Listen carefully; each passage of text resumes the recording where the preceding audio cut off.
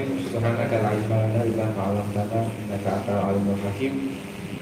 Gusti, kuduslah namamu, tidak ada ilmu pengetahuan yang aku peroleh kecuali apa yang telah Engkau ajarkan kepada kami. Sesungguhnya Engkau maha mengetahui dan maha bijaksana. Maha santri yang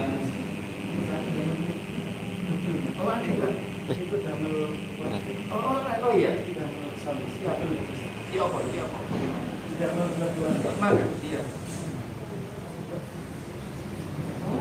Iya. Kebalik. Oh. Nggih. Oh, begitu ya. Cek, udah oke. Oke. Iya, terima kasih.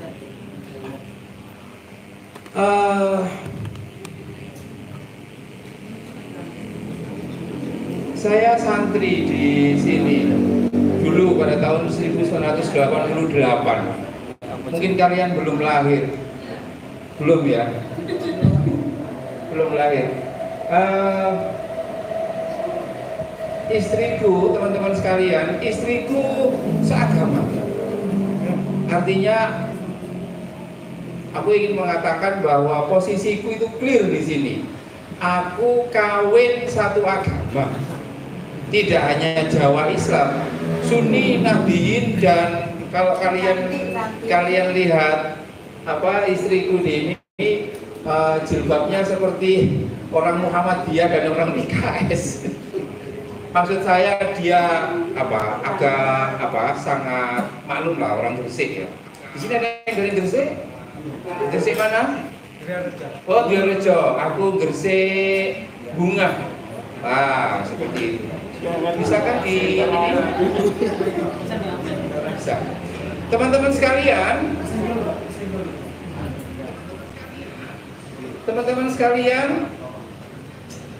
sewaktu dihubungi oleh Bunyai Umda, saya sangat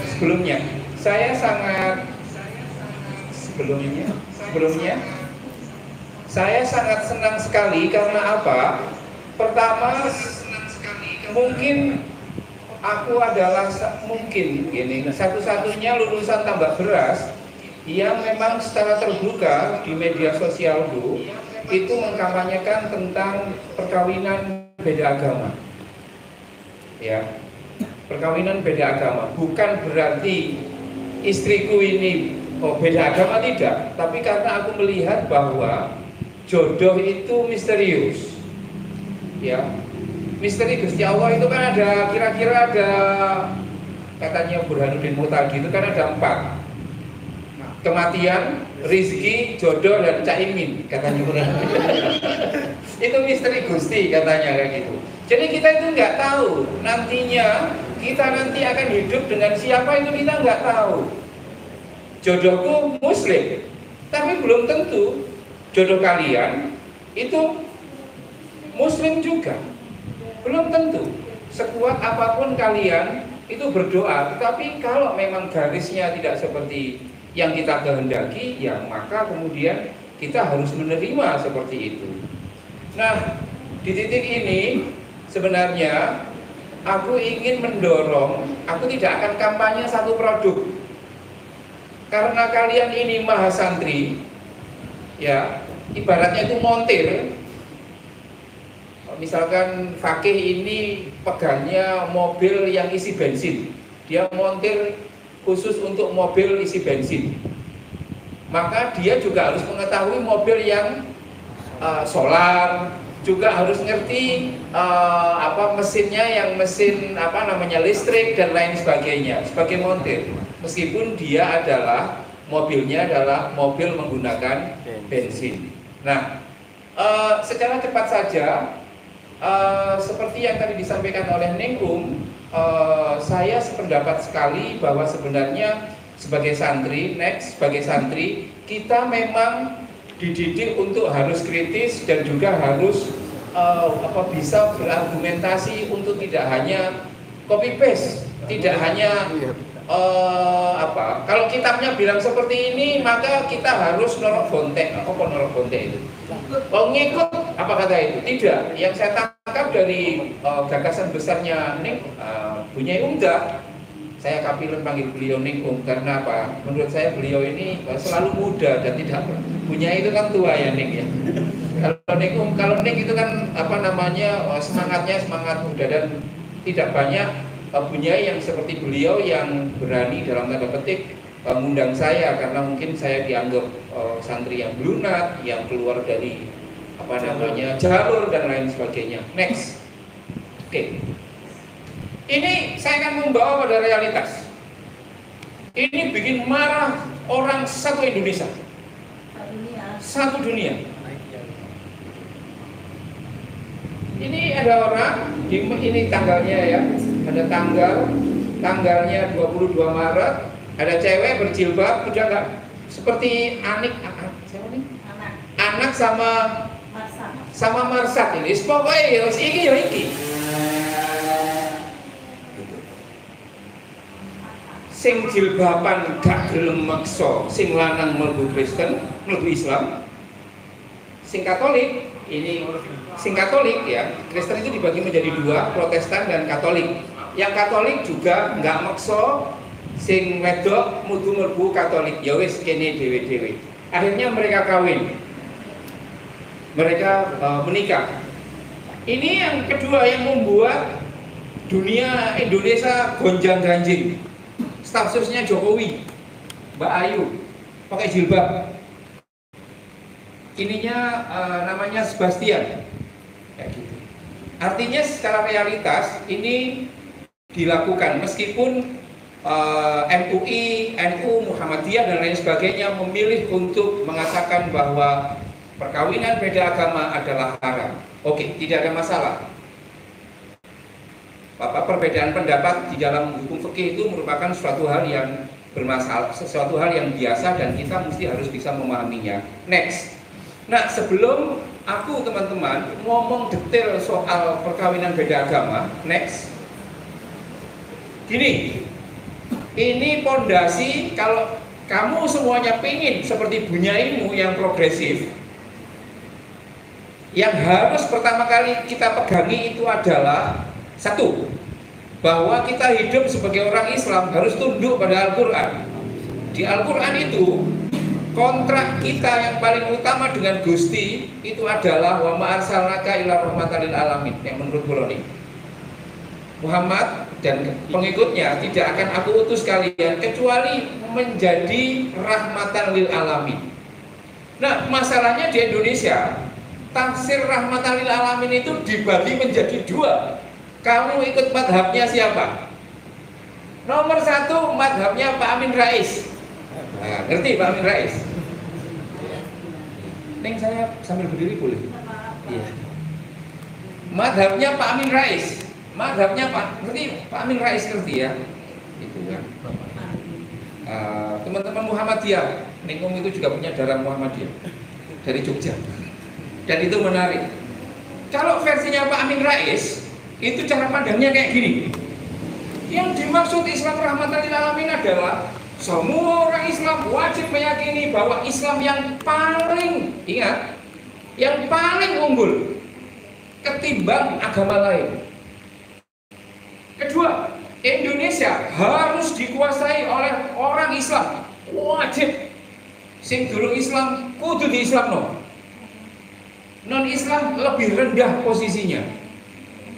Dhimmi, kalau di dalam konteks fikih klasik itu dhimmi. Seperti itu. Sehingga apa? Sehingga semuanya harus dan serba Islam. Menurut Pak Amin Rais, tafsirku adalah Islam rahmatan lil alamin itu bermakna Islam yang rahmatan lil muslimin. Islam hanya bisa memberikan rahmat bagi orang Islam saja. Nek kon durung Islam, kon gak oleh rahmati wong Islam. Kon nek kepengin dadi BEM, misalnya ada Kristen, nyalono BEM no ITS tanam UNER, gak akan kepilih. Kamu hanya bisa kepilih nek kon KTP-mu ganti Islam. Pokoknya kudu Islam kan. Iki menurut rahmatan lil alamin versinya Pak Amin Rais. Rahmatan lil alamin artinya rahmatan lil muslimin. Padahal Al-Qur'annya masih rahmatan lil alamin. Nah, yang kedua versinya, versi Gus Dur. Bagi yang tidak pernah tahu Gus Dur, nanti bisa di Google. Gus Dur ini antitesis dari Pak Amin Rais. Yang satu profesor resmi, yang satu mungkin profesor honoris causa, mungkin ya. Gus Dur itu kan profesor honoris causa, tapi kira-kira kewalian Gus Dur menurut saya.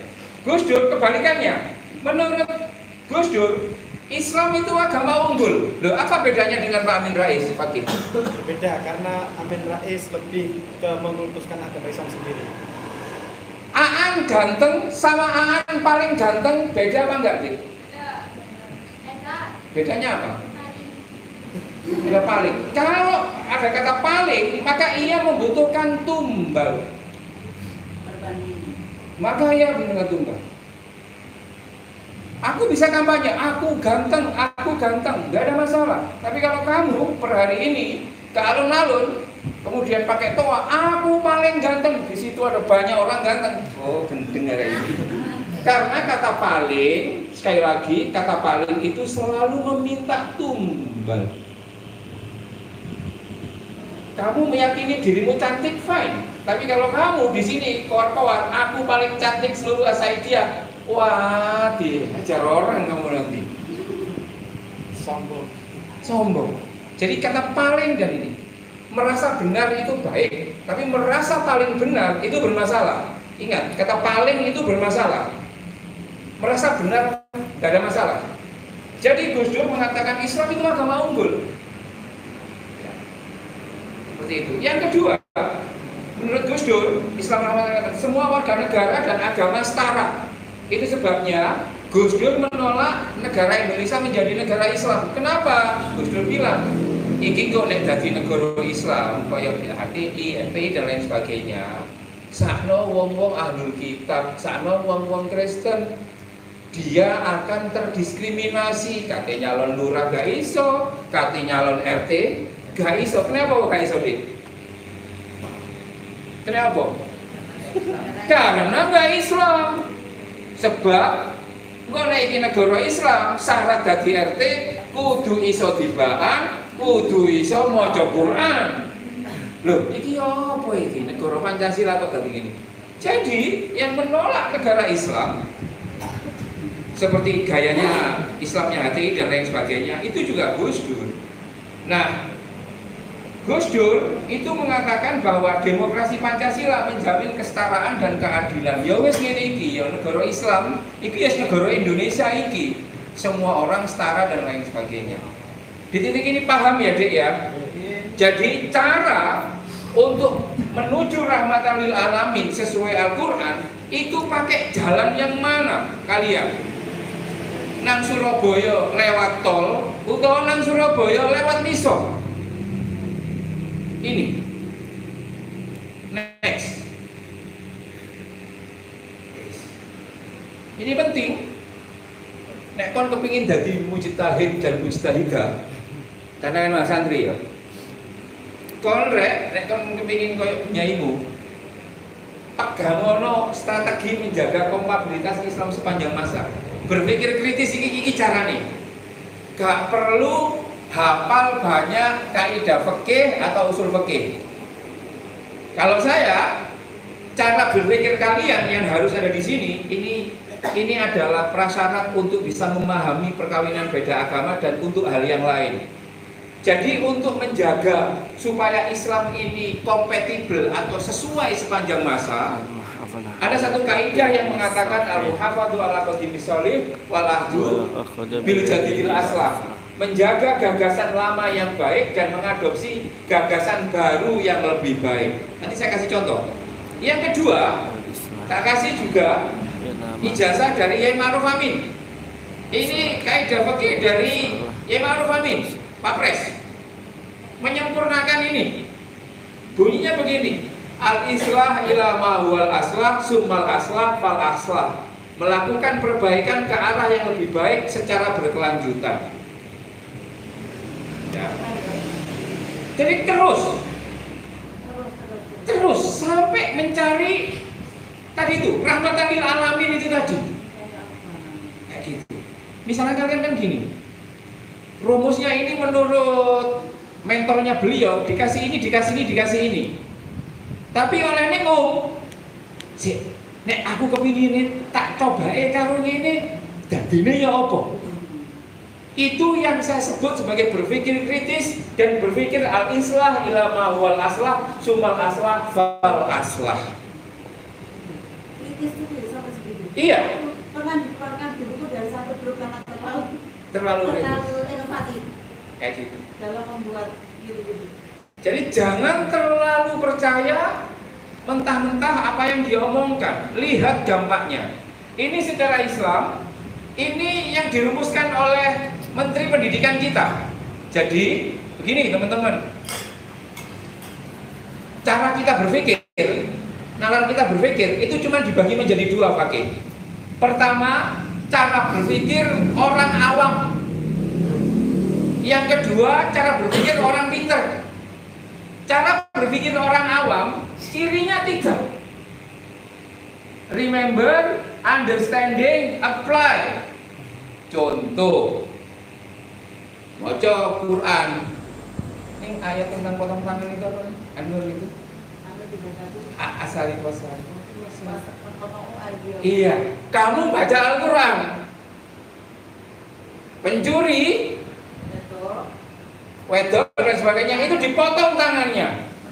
Kamu membaca, kamu mengingat, kamu paham, kamu melakukan. Ya wis, Fakih nyolong. Iya. Fakih kan ngerti di kitab ini, di Quran. Nek kon nyolong, tak ketok tanganmu. Iya Islam yang baik? Belum, karena cara berpikirnya masih low order thinking skill, rendah. Remember, understand, apply.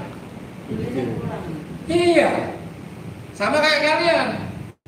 Hafalan Quran tok, tapi tidak understand, tidak apply, apalagi itu malah rendah banget itu. Kayak gitu. Kalau untuk yang ke atas, ya, ini kan cuma menggunakan tok, mengingat, memahami, dan mengaplikasikan. Kalau kalian kepingin yang lebih tinggi lagi, analyzing, evaluating, create. Ayat potong tangan, menggunakan Indonesia 90% orang Islam, tapi kok gak potong tangan? Kenapa? Kenapa, Dek? Karena para ulama-ulama kita itu tidak berhenti di apply, tapi dia menganalisis. Iki kok nek Fakih tak ketok tangane, arek iki nyambut gawe ya apa? Mari ngono terus masa depannya ya apa? Ingat, to analyze, to evaluate, wes ngene wae. Untuk mendamaikan Quran kayak gitu, katanya ulama di Indonesia terkait hukum potong tangan, muhafadzatu ala qadimi sholih wal ahdu bil jadidil aslah. Ayat potong tangan itu isinya dua. Pertama adalah prinsip menegakkan keadilan dan bagaimana keadilan itu diimplementasikan. Kalau dulu keadilan itu dengan cara potong tangan, tapi sekarang nek iki dipotong tangan kabeh, negara gak duwe untuk bandani arek-arek sing gak iso kerja. Wis ngene wae. Keadilan tetap ditegakkan dengan cara apa? Mlebu nang penjara. Oke? Jadi potong tangan diganti mlebu penjara, orang tetap hukum tangannya tetap bisa. Ia menciptakan sesuatu yang baru. Paham ya? Bagi orang yang nggak paham, Indonesia yang tidak menggunakan potong tangan dianggap mengkhianati Al-Qur'an, padahal tidak. Ingat ini. Oh, sampai nanti ini tak konrek, applying dan lain sebagainya. Kamu harus naik seperti ini. Caranya ya seperti ini. Next, kita kapan perkawinan beda sama ini. Next, ini tahun 20. Tanggal 28 Agustus 2023. Saya ngambil ahwalus saksiyah. salah satu cabang di syariah lah, hukum keluarga. Ini anak Solo, ya, warganya Gibran. Yang ini Islam ya, yang laki-laki Islam. Yang ini Katolik, gitu. Dia sebelum pemberkatan di gereja, ya, gereja Katolik bisa menikahkan beda agama tanpa harus dia pindah ke agamanya. Tapi kemudian dua-duanya bisaan kami pengen pemberkatan dan juga ijab kabul sama dengan anunya Jokowi, stafnya Jokowi itu sebelum pemberkatan dia ijab kabul dulu. Sing Katolik tetap Katolik, sing Islam tetap Islam. Saya ijab kabul dan membantu ijab kabul. Apakah yang perempuan ini harus masuk Islam? Saya tidak, karena saya menganggap bahwa alul kitab masih berlaku. Nanti di titik itu kita nanti akan melakukan eksplorasi. Yang ingin saya katakan bahwa saya ingin membantu orang-orang yang memang merasa jodohnya itu beda agama, seperti itu. Next. Nah, oke. Kalau mereka paham langsung ngomong ya. Ini menurut aku. Salah satu yang diomongkan Islam itu adalah prinsip kemerdekaan beragama. Agama Islam itu meyakini dirinya unggul. Nek kon percaya kan milih Islam. Nek kon gak percaya ya gak masalah. Sama dengan kita jualan di pondok atau jualan di Shopee. Bagi kamu yang tertarik, ya kamu beli. Kalau gak tertarik, ya gak masalah kamu. Tetapi sebagai pemilik lapak, aku meyakini lapak pula yang oke. Makanya di dalam Islam ada prinsip kemerdekaan beragama. Quran atau Al-Baqarah 256 ini, la ikraha fid-din qad tabayyana rusydu minal ghayy dan lain sebagainya. Nanti dunia akan menjelaskan asbabun nuzul dan lain sebagainya. Yang ingin saya katakan begini, di dalam Islam itu, di dalam Al-Quran, orang itu merdeka untuk memilih agamanya. Sama seperti prinsipnya Gus Dur. Saya meyakini aku ganteng. Tapi kalau Pak Amin Rais meyakini aku yang paling ganteng. Islam yang paling benar. Kata paling itu menyakiti orang lain dan menyakitkan bagi diri kita sendiri. Kayak gitu. Tidak boleh ada paksaan di dalam beragama. Tidak boleh. Itu sebabnya saya ingin mengatakan bahwa kemerdekaan beragama itu dijamin di dalam Al-Quran. Kayak gitu. Itu sebabnya saya senang kepada Islam, karena di situ nggak maksa, gitu loh. Nggak memaksa. Ya silakan kamu kalau percaya ya monggo. Kalau tidak ya kamu bisa memilih yang lain. Itu kan confident banget kan? Kayak gitu. Confident banget. Yang kedua, ini prinsip perkawinan di dalam Al-Quran. Nomor 1, kehendak merdeka tanpa paksaan. Boleh orang kendi, oleh gak wong itu kawin dipaksa. Enggak boleh. Jadi kalau kamu sudah kayak meyakini kamu itu bersama dengan pacarmu, ya kamu harus pertahankan itu mati-matian. Aku pelaku sejarah, aku itu gak disukai sama mertuaku. Kamu tahu kenapa aku tidak disukai? Dianggap kurang santri. Saya ini dianggap kurang santri ini. Hanya gara-gara saya pakai bukan ini cincin di kaki itu. Kok kocok-motongan kok gak serasa malu lah orang bunga kan Islamnya kan 27 karat gitu kan. Jadi melihat kayak gini itu rambutnya kayak gini. Aduh. Gak disukai. Saya pacaran 7 tahun tidak mendapatkan restu, akhirnya kami kawin. Ya, malah kami kawin. Maksudku gini, tidak boleh ada paksaan. Tidak boleh. Karena paksaan, ya, dipaksa seperti dulu itu Datuk Maringgi itu. Siti Nurbaya sama Datuk Maringgi itu, atau di yang lain. Jadi tidak boleh ada paksaan. Kalau perkawinan itu paksaan, pasti tidak ada sakinah. Padahal salah satu indikator perjodohan itu adalah sakinah. Min ayati yang khalaqalakum min anfusikum azwajan litaskunu. Bagaimana mungkin aku bisa sakinah tentram kalau ternyata aku harus tidur dengan orang yang aku tidak cintai? Nggak mungkin lah. Nggak mungkin. Kalau laki-laki itu kan pokoknya ya. Tapi kalau perempuan mungkin ya bisa. Itu sebabnya tanpa paksaan. Yang kedua, kesetaraan, kesaringan. Artinya apa? Ya itu tadi, jodoh kita itu memang harus memang apa? Benar-benar dengan menggunakan hati, tidak hanya soal paksaan dan lain sebagainya. Perlakuan manusiawi dan cinta kasih ini, mawaddah warahmah, kayak gitu. Dan perkawinan itu adalah ikatan yang suci, disabun boleh itu.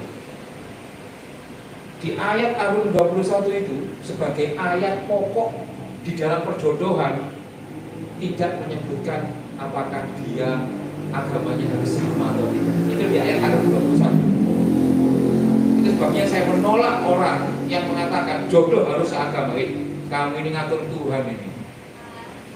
Jodohku satu agama iya, tapi belum tentu yang lain jodohnya satu agama. Ini yang menurutku menjadi menarik. Ini prinsip-prinsip. Next. Wes.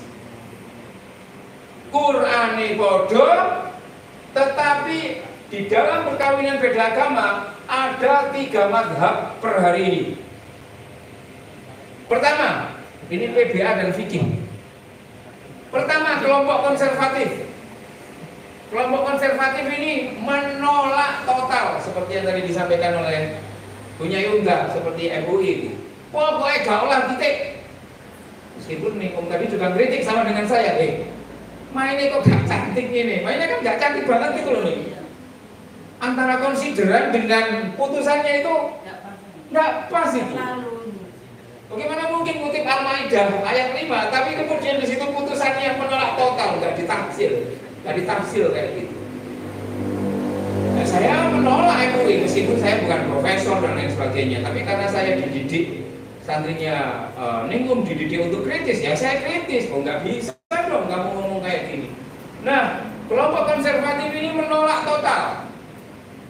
Yang menolak total itu ya UI, mungkin Imam Syafi'i dan lain, nggak apa-apa. NU dan lain sebagainya, nggak ada masalah. Bukan. Alasannya apa? Sangat mungkin alasannya itu sama seperti yang madhabnya Pak. Tapi kan aku ngomong ini kan gak enak. Gak enak. Contoh Neng Nova itu kalau merasa dirinya dan memang darah biru, harusnya dia nggak mau kawin dengan bule, karena dianggap derajat dengan saya unik. Derajatnya lebih rendah. Tapi kan Neng Nova tidak seperti itu. Neng Nova mengatakan, loh aku cinta sama dia kok. Gak ada urusan kasta dan lain sebagainya. Ini soal kebahagiaan. Ya sudah, aku yakin akan bahagia dengan dia. I will do and I will die for it. Saya akan melakukan dan saya akan mati untuk apa yang saya idealkan itu sendiri. Nah, kelompok konservatif ini menolak total. Pokoknya gak oleh titik. Nanti kita akan kupas alasan kenapa kok mereka tidak menolak total, dan kita juga akan cari kontraargumentasinya. Yang kedua, kelompok moderat. Kelompok moderat adalah orang Islam siapa saja yang dia oke dengan perkawinan beda agama selama yang laki-lakinya Islam, yang perempuannya ahlul kitab. Aku gak apa-apa, aku pro perkawinan beda agama. Sing penting lanangi Muslim, sing wedoke ahlul kitab, Kristen, apa dan lain pokoknya kitab-kitab kayak gitu. Lumayan ini masih mending. Meskipun dia tidak setuju kalau itu dibalik itu adalah apa? Perempuannya Islam, lakinya ahlul kitab, seperti ini. Ini masih mending, lumayan moderat. Nah, yang menurut saya luar binasa atau luar biasa itu adalah kelompok reformis yang progresif. Ya, nanti kalian googling ya. Dia itu oke. Semua agama mengajarkan hal yang sama.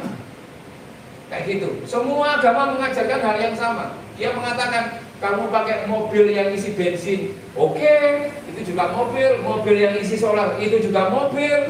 Mau pakai sepeda motor, itu juga mobil. Mau pakai sepeda motor listrik, itu juga kendaraan. Sampai nanti ke Surabaya, tergantung kamu. Dia mengatakan bahwa semuanya adalah kendaraan. Agama itu adalah sarana, bukan tujuan. Itu sebabnya dia oke perkawinan beda agama. Sepanjang saling cinta loh ya, sepanjang saling cinta. Salah satu yang beberapa, saya sebutkan nama saja, nanti kalian bisa googling ya. Pertama adalah Khalid Abu El-Fadl. Dia ini profesor, ya, dia profesor di UCLA, University of California in Los Angeles. Kalau kalian ke Amerika di pantai barat, itu kamu akan ketemu dengan belajar syariah di UCLA. Orang Indonesia yang kuliah di UCLA cuma dua. Satu Udin Samsudin, yang kedua itu Zazen Zainul Mutakin yang sekarang jadi dosen di UII Jakarta. Itu jebolan Islamic Law yang ada di UCLA ini, yang anak didiknya ini. Dia setuju perkawinan beda agama. Yang kedua adalah Hasan Al-Turabi. Yang ketiga, ini orang Indonesia ini. Ini Profesor Zainul Kamal ini. Profesor Zainul Kamal ini profesor Akidah dan Filsafat di UIN Jakarta. Profesor Zainul Kamal ini yang mengakadkan Ayu, stafnya Presiden Jokowi itu dengan Sebastian. Nanti kamu googling ya, Zainul Kamal staf ini ada. Sorry. Ini Profesor Zainul Kamal, soalnya beda agama, ada beda pengertian tentang musyrik, ahlul kitab dan kafir. Nah, jadi ini menurut saya menjadi yang menarik. Kunci untuk bisa memahami perkawinan beda agama adalah pahami tentang musyrik, pahami tentang Alkitab, pahami tentang kafir dan lain sebagainya. Itu bukan sesuatu yang sama, itu hal yang berbeda. Itu sebabnya Qurannya sudah sangat jelas. Next. Nah, ini ayat yang digunakan oleh MUI dan orang-orang yang konservatif untuk melarang perkawinan beda agama seperti yang tadi disampaikan ini.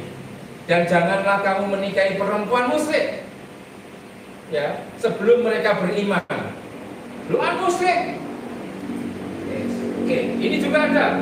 Wahai orang-orang yang beriman, apabila perempuan-perempuan mukmin datang berhijrah kepadamu, maka hendaklah kamu uji keimanan mereka. Ini ketika ada satu orang perempuan yang awalnya itu orang musyrik, kemudian berhijrah ke Madinah, memilih untuk meninggalkan suaminya yang masih musyrik, itu ke Madinah untuk bergabung dengan Nabi. Lalu si perempuan ini memilih dengan kehendak hatinya untuk tinggal di Madinah. Lalu yang laki-laki ngomong, Nabi Muhammad, itu bojoku balik no. Nabi Muhammad bilang, loh, saya karena sing wedok iki nek dhek kepengin balik, ya tak balekno. Tapi nek sing wedok iki gak gelem balik, ya tak proteksi nang kene. Iya dong. Gitu. Ya apa kan balik aja? Mboten, ya wis nang kene. Kira-kira gitu. Wis gak seneng ya. Jadi konteksnya dua ini dijadikan alasan oleh orang-orang konservatif untuk mengatakan oleh perkawinan beda agama. Bagi kita yang nggak terlalu paham, kita nggak akan ngerti soal musyrik ini. Dan menganggap orang Kristen, orang Katolik, orang Yahudi itu musyrik. Enggak. Next. Dua ayat ini, ya. Next deh. Lalu kemudian disusul dengan ayat Al-Maidah 5, ini sudah sangat jelas kalau kalian baca tafsir tafsir At-Tabari, kemudian Qurtubi dan lain sebagainya. Di sini ada perbedaan yang sangat mendasar bahwa musyrik kafir itu berbeda dengan ahlul kitab. Sebagai mahasantri, you have to know 3 items ini dengan hal yang penting. Bedanya pesantri kalau mahasantri itu meskipun sama-sama santrinya, bedanya apa dengan mahasiswa? Meskipun semuanya itu pelajar, tapi berbeda sekali. Ayat-ayat ini menurut saya saya itu konteks peperangan antara orang Islam melawan mereka yang membenci Islam, yang pada waktu itu yang membenci Islam itu, yang gak senang sama Islam, itu menyembah berhala dan tidak mengenal Tuhan. Contoh ini. Aku ini gegeran dengan 3 orang Saidiyah. 3 orang Saidiyah. Ya, Saidiyah. Lalu aku ngomong, karena aku gegeran dengan Saidiyah, orang Saidiyah, maka saya nulis, semua santri As-Saidiyah brengsek semuanya. Betul atau tidak? Kenapa? Betul atau tidak? Betul atau tidak? Saya bermasalah dengan 3 orang Saidiyah. Loh, kok Saidiyah mah? Lalu saya ketemu dengan orang Saidiyah, gapai bisa. Ketemu dengan orang Saidiyah, gapai bisa. Oh, anjene wong Saidiyah kabeh gapai. Jadi semua orang 50 ini di generalisir, digebiau ya dengan 1, 2, 3, 4. Bahwa yang gepuki aku orang Saidiyah iya, tetapi tidak semua orang Saidiyah itu mesti. Nah, gimana? Baik hati ya. Makanya ini penting. Konteks peperangan antara Islam versus mereka yang membenci Islam, yang pada waktu itu penyembah berhala dan tidak mengenal Tuhan. Saya tidak menggunakan orang Islam versus orang kafir, orang musyrik, karena ada juga orang musyrik yang tidak membenci. Ya. Ada orang yang nggak Islam itu nggak membenci. Salah satunya siapa? Abu Thalib. Abu Thalib. Bapaknya Ali bin Abi Thalib. Islam nggak Abu Thalib? Kalau per hari ini agamanya agama pagan. Podo-podo agama pagan antara Abu Lahab dan Abu Thalib berbeda. Makanya kita tidak bisa menggebiah-gebiah. Nah, yang kedua, perhatikan kata kafir, musyrik, mukmin dan ahli kitab itu sendiri. Kelompok konservatif yang menolak perkawinan beda agama menyatakan satu, seperti yang disampaikan oleh Ningung tadi. Ini kelompok konservatif yang menolak perkawinan beda agama. Dia mengatakan, pokoknya setelah Islam datang, ahlul kitab dianggap tidak berlaku lagi. Kayak gitu. Kok coba Ninggung pada waktu itu hadir di sana tahun 630-an, dia akan bilang, kok ngawur kan? Sama beliau ini bisa punya time waktu ya, time machine gitu kan, setel, sangat pengen rono, ngelaraki, melorok lah, kayak gitu. Untuk mencari tahu apa yang sebenarnya terjadi, beliau akan bilang, mengatakan seperti mana argumentasinya itu, bahwa menurut kelompok konservatif mengatakan bahwa sing dimaksud Quran ahlul kitab itu adalah yang dulu. Orang Kristen sekarang, Yahudi sekarang itu sudah tidak asli lagi dan mereka tidak bisa lagi dianggap sebagai ahlul kitab, kata kelompok konservatif. Semuanya harus jadi Islam. Jika bukan Islam berarti kafir atau musyrik. Di dalam pandangan orang-orang yang tidak setuju perkawinan beda agama, orang-orang yang ke gereja, orang-orang yang itu adalah kafir, musyrik, yang itu harus diislamkan atau kalau enggak ya dibom goyang rozi. Itu. Karena cara pandangnya seperti itu. Sempit. Menganggap orang Kristen menyembah 3 Tuhan. Yahudi menyembah Uzza. Jadi dia bermain dengan pikiran sendiri. Saya mau kasih contoh ya. Kalau kamu sholat, jungkir-jungkir 3-5 kali sehari, itu kan ngadep Ka'bah. Sungguh ini Ka'bah ya. Kan jungkir-jungkir sujud ini. Secara kasat mata, salah nggak nek aku nganggep kon? Iku nyembah aku nyembah jenenge nyembah Ka'bah. Salah nggak aku ngomong kayak? Nggak salah, tapi kamu menyembah Ka'bah enggak? Enggak. Sing bener siapa? Motorku ta pikiranmu? Pikiran kalian. Menurut kacamata kalian, mereka itu nyembah salib. Tapi kita kan enggak pernah tanya ke mereka, "Kok ini nyembah salib duduk?" Oh enggak, saya nyembah Gusti. Enggak berdoa. Jadi kita ini kekeh dengan cara pandang kita sendiri. Padahal mereka tidak seperti itu. Ini jadi menunjukkan bahwa kira-kira gini, bahwa Islam itu karena keterbatasan manusia di bidang etarasional, di bidang yang di luar nalar gitu ya, mesti terus dinalarkan gitu. kenapa sih sendiri gitu? Dinalarkan aja gini, mesti ono wujud sesuatu yang disembah. Kan itu ada berhala gitu. Mereka apakah sesungguhnya menyembah berhala atau menyembah sesuatu yang lain yang merupakan gaib misalnya gitu. Ya kalau Kristen pakai salib itu ternyata mereka nggak menyembah salib. Tapi memang orang beragama atau berkeyakinan itu mesti ono wujud benda sing Iya, itu apa itu namanya? Apa bukan apa namanya itu? Itu apa? Manifestasi dan atau Iya, simbol.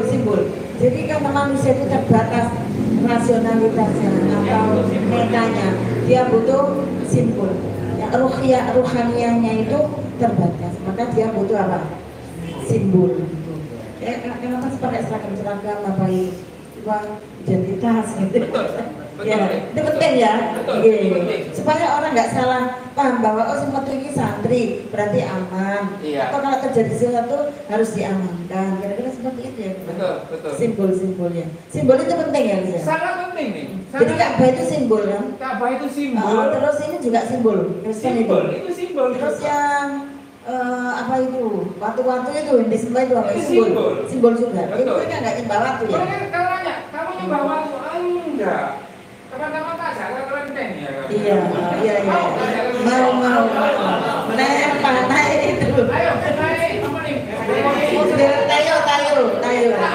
Kelenteng. Tayo. Kapan? Pakai Itu pasti ada bunda tidur juga. Dia emang. Bunda tidur. Trawulan atau kelenteng Hijau nih? Betul, ya Kelenteng betul. Hijau. Di sana itu sangat Instagramable. Nah, kamu akan tahu begitu. Apa? Di sana itu gini teman-teman.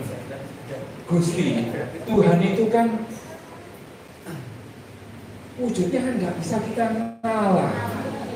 Mereka dia itu, tapi coba ngomong sopok ya. Internasional ya apa istilahnya ya? Kan apa? Kita ini diminta oleh guru-guru kita itu untuk mencintai sesuatu yang tidak boleh kita deskripsikan. Angel nggak? Susah. Karena dia dari dunia yang lain, Gusti itu dari dunia yang lain. Kita diminta untuk mencintai sesuatu yang kita tidak bisa mendefinisikan. Gimana mungkin? Punya pacar pagi? Punya fotonya tuh? Punya fotonya tuh? Punya fotonya? Punya sama pagi? Mungkin dia sama Fakih itu dia nggak pernah ketemu 1 bulan. Tetapi aku yakin di HP-mu atau di dompetmu Fakih itu selalu ada. Fakih pun seperti itu. Maksudnya ini deh.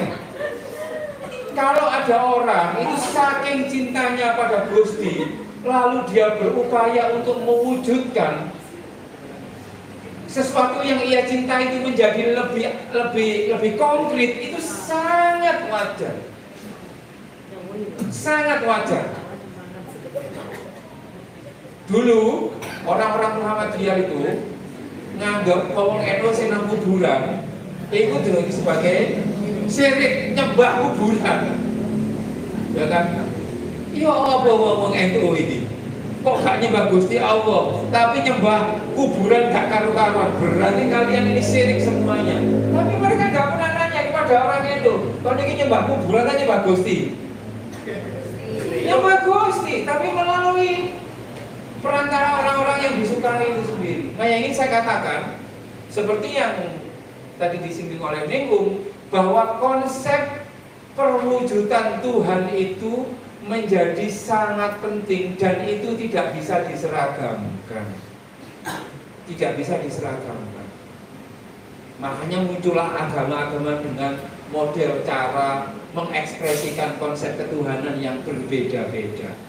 Yang ketika tidak kita ketahui, kita gampang untuk menghakimi. Oh, gustimu telu. Oh, kon nyembah braholo. Padahal kita nggak sadar, kita juga jungkir nyembah Hajar Aswad itu kan, di sini nyembah mual. Kayak gitu. Tuhan itu seperti gini ngomong. Tuhan itu misterinya itu begini. Ini Tuhan dalam persepsi itu ya. Tuhan itu bilang sama kalian, aku ini ada. Ketika banyak orang itu kan nanya, jadi Gusti itu apa sih? Gusti diam-diam itu bilang, aku ini ada. Terkait bagaimana wujud dan sebagainya, biarlah itu menjadi misteri. Tetapi aku mempersilahkan kamu untuk mempersepsi sesuai dengan apa yang kalian imajinasikan. Itu apa maksudku? Akhirnya kita imajinasikan, Gusti itu kayak tripod mungkin. Wah, dia ini bahas tripod. Pakai ngomong, Gusti itu kayak kotak, mungil dan lain sebagainya, lucu, cute dan lain sebagainya. Dia lalu menjadikan apa ini jenenge lepek sebagai perwujudan Gusti. Dia ngomong, Gusti itu terang benderang, dia menyinari, kayak LCD. Maka dia nyembah LCD sebagai perwujudan Gusti. Semua gegeran. Gusti cuma bilang, wujud asliku biarlah menjadi misteri, tetapi aku izinkan kalian untuk menginterpretasikan sesuai dengan imajinasimu sebagai bukti dari kecintaanmu. Paham kalian ya? Jadi aku mari ngono sebagai orang Islam, itu gak wedi sama sekali. Misalnya sak tambak beras tiba-tiba, mari kita jadikan apa ini jenenge bolu kukus. Ini sebagai representasi ketuhanan. Karena apa? Aku juga tidak ada mempersoalkan itu. Karena setiap orang itu mempersepsi Tuhannya sendiri-sendiri. Di Al-Quran itu ada ayat yang saya suka ini. Saya lupa ayatnya juz piro itu, tapi kira-kira begini. Lillahil masyriq wal maghrib fa inna ma tuwallu fasamma wajhullah. Fasamma wajhullah. Apapun dari kutub timur sampai kutub barat itu kepunyaan Gusti. Wahai manusia, kemanapun kamu menghadapkan wajahmu, fasamma wajhullah, kamu akan mendapatkan wajah Gusti. Qurannya bilang begitu. Jadi yang dilihat ini, aku tidak lihat ini, oh Gusti Allah. Lihat tripod Gusti Allah. Nek jadi saya anggap Gusti Allah, nggak mungkin saya akan berani mencederai ini nih. Tak tolong nggak wani aku, soalnya aku Gusti ya. Misalnya aku berdua sama kamu pakai pakaian ini nggak ada setiap orang. Kalau aku mempersepsi dirimu adalah Gusti Allah, ya tidak akan mungkin melakukan kekerasan. Oh, cuma ini Jawa Gusti ya. Maka kita pada orang itu hormat. Nah, ini menurut saya menjadi yang penting. Nah, sayangnya kelompok konservatif perkawinan beda agama ini tidak seperti itu. Next. Yang kedua, kelompok moderat dan progresif itu berpandangan Ahlul Kitab adalah agama-agama samawi, digolongkan sebagai orang mukmin. Ya. Orang mukmin itu kenapa kok di sini itu selalu mukmin, bukan muslim? Mukmin itu artinya orang yang percaya, believers.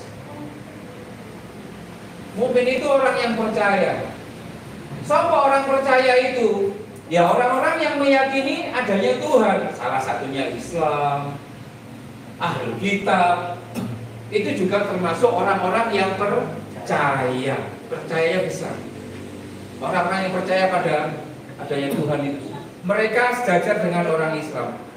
Dan ini definisi orang kafir menurut saya, teman-teman.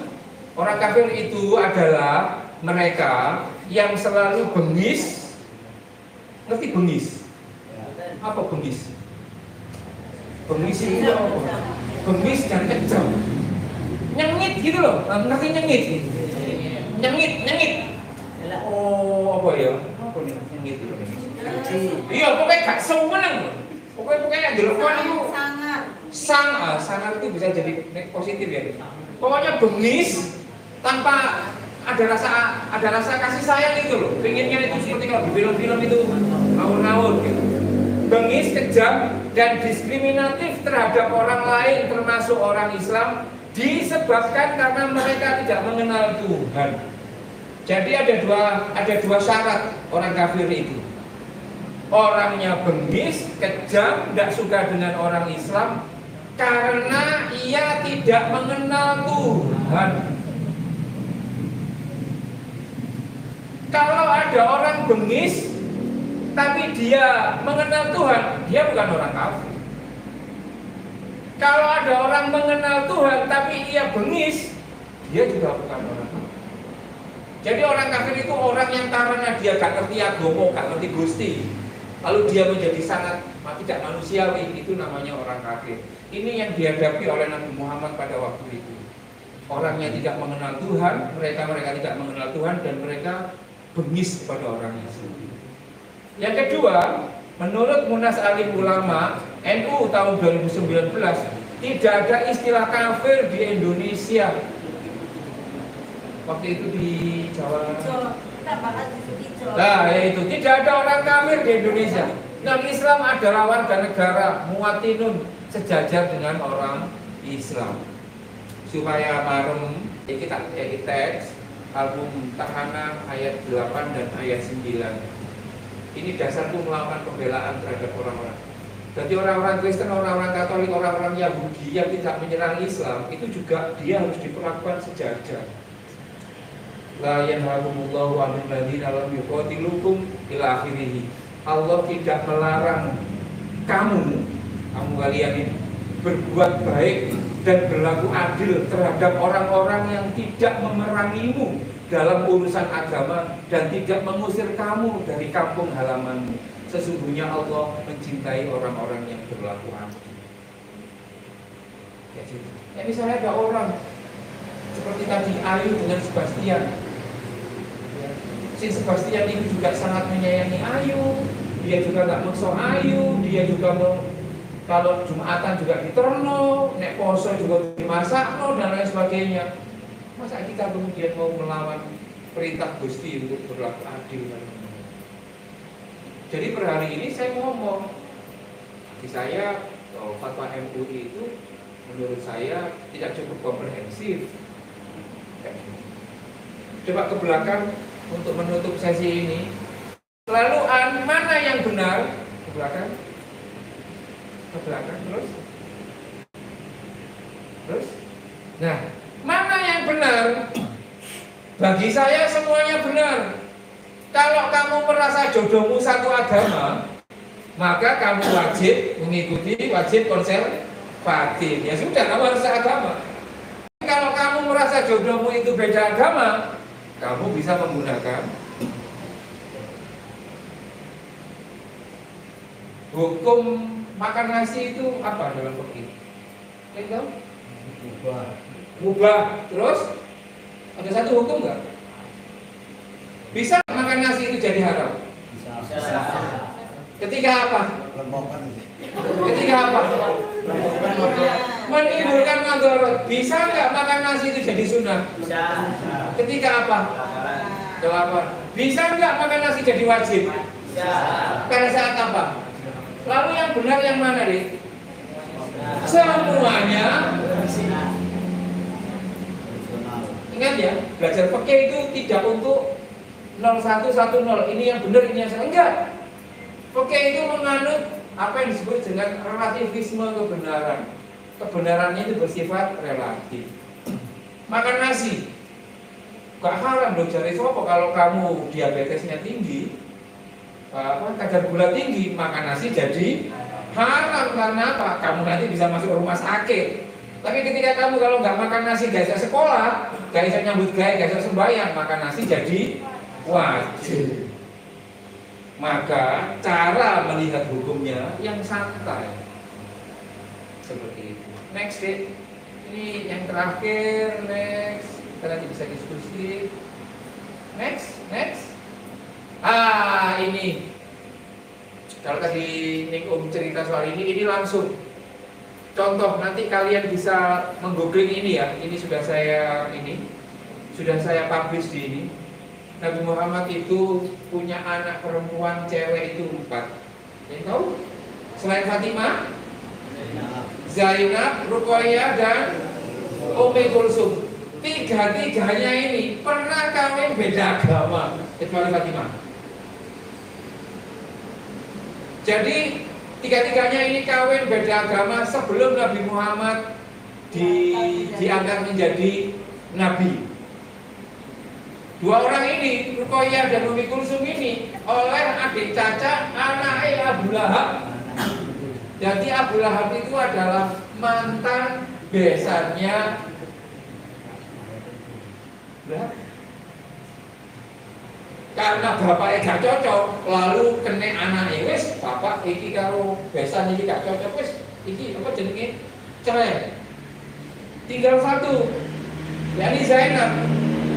Zainab ini kawin dengan salah satu laki-laki kayak gitu, dan ceritanya juga sangat ketika disinetronkan itu menjadi sangat luar biasa.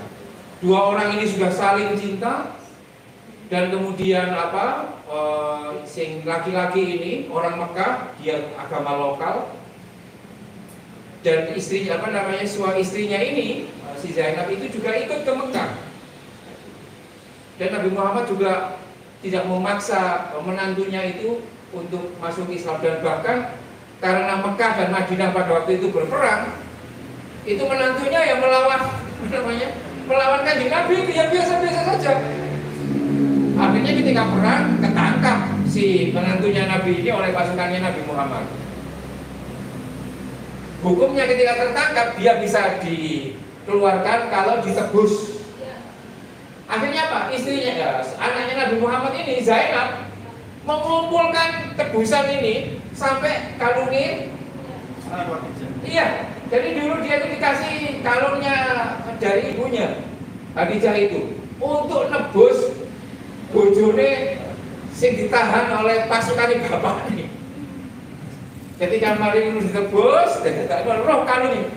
Ini kok kalung ini bojoku. Akhirnya Nabi Muhammad waktu itu, wis tono mantu begini dari Kesro emang ini mulai sampai segitu dari Kesro gitu.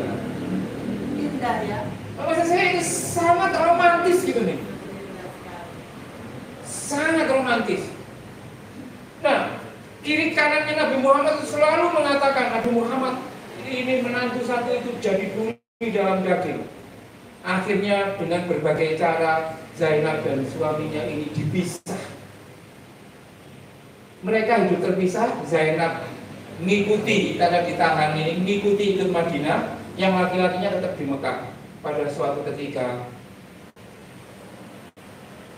pasukan Madinah itu perang dengan kelompok Mekah, dan kemudian salah satu yang di perangan itu adalah suaminya Zainab itu sendiri. Suatu ketika kemudian dia terluka, suaminya Zainab itu, dan masuk ke Madinah, dan dia notok pintunya si Zainab. Dek, iki aku dipukuli oleh orang Madinah itu. Nangis ya, karena sembahyang subuh Zainab, sing wiritan bapak ini nang kono kan dek ngomong. Bojoku lagi. Dan aku memberikan proteksi pada bujoku. Nabi Muhammad ngomong, apa? Bujoku diserang oleh kelompok ini. Saya minta suamiku itu tidak lagi disentuh. Nabi Muhammad bilang, ya oke, kami akan memastikan suamimu itu juga mendapatkan perlindungan dan lain sebagainya. Dan karena kebaikan yang seperti itu dari Nabi Muhammad, akhirnya bojone itu tadi, loh kok Islam kok apik ngene gitu. Akhirnya konon katanya kemudian masuk Islam, bukan karena apa? Karena dia terenyuh betapa yang dilindungi oleh Islam. Maksud saya, kalau kamu nanti baca ini, saya sertakan juga daftar bacaannya, beberapa catatan kakinya, dan kemudian aku kemudian menjadi sangat yakin bahwa sebenarnya cinta itu tidak memandang batas. Bagaimana dengan di Indonesia untuk menutup sesi ini? NU secara formal itu hanya pernah satu kali mengangkat orang menjadi wali. Dia teman dekatnya Yai Wahab Kasbullah, namanya Presiden Soekarno. Waliul Amri Darurah Bisyaukah. Jadi NU itu NU secara formal pernah pernah memberikan semacam kayak penghargaan kepada Presiden Soekarno itu sebagai wali. Sampai sekarang NU tidak pernah. Jadi satu-satunya NU pernah membayar orang menjadi wali ya Soekarno itu. Soekarno itu sangat dekat dengan Yai Wahab Kasbullah. Sangat dekat. Karena sama-sama dengan HWS Dr. Aminoto. Kalian tahu Soekarno ini bapaknya ini Islam Kejawen. Ibunya Soekarno ini bangsawan gitu. Saking cintanya dua orang ini, bapaknya Soekarno itu dari Blitar ke Bali untuk meminta langsung kepada orang tuanya yang di Bali ini untuk kawin. Kalian tahu jawabannya dari orang tuanya yang di Bali? Dia bilang, "Kon iki sapa boleh? Kon Islam, aku Hindu.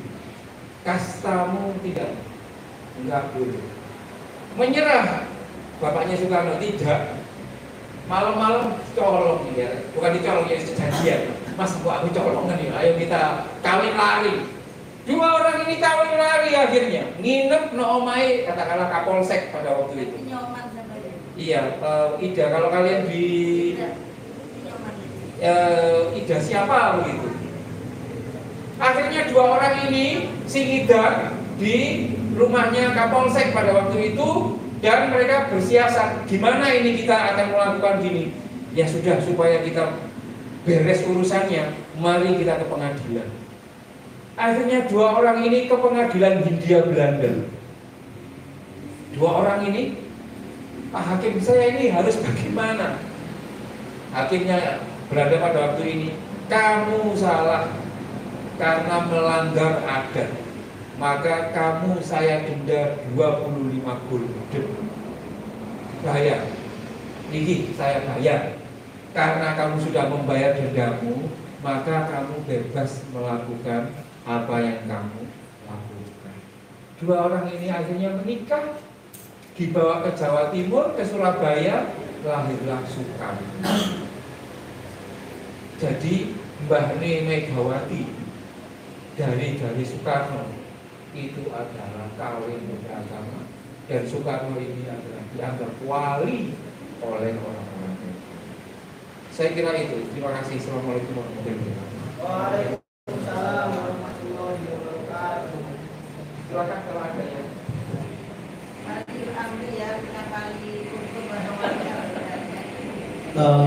Di sini barangkali ada yang mau tanya.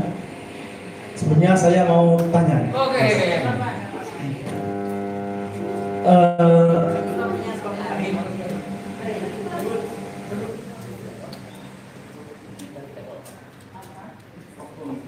Apa kebok? Misalnya ya. Ini.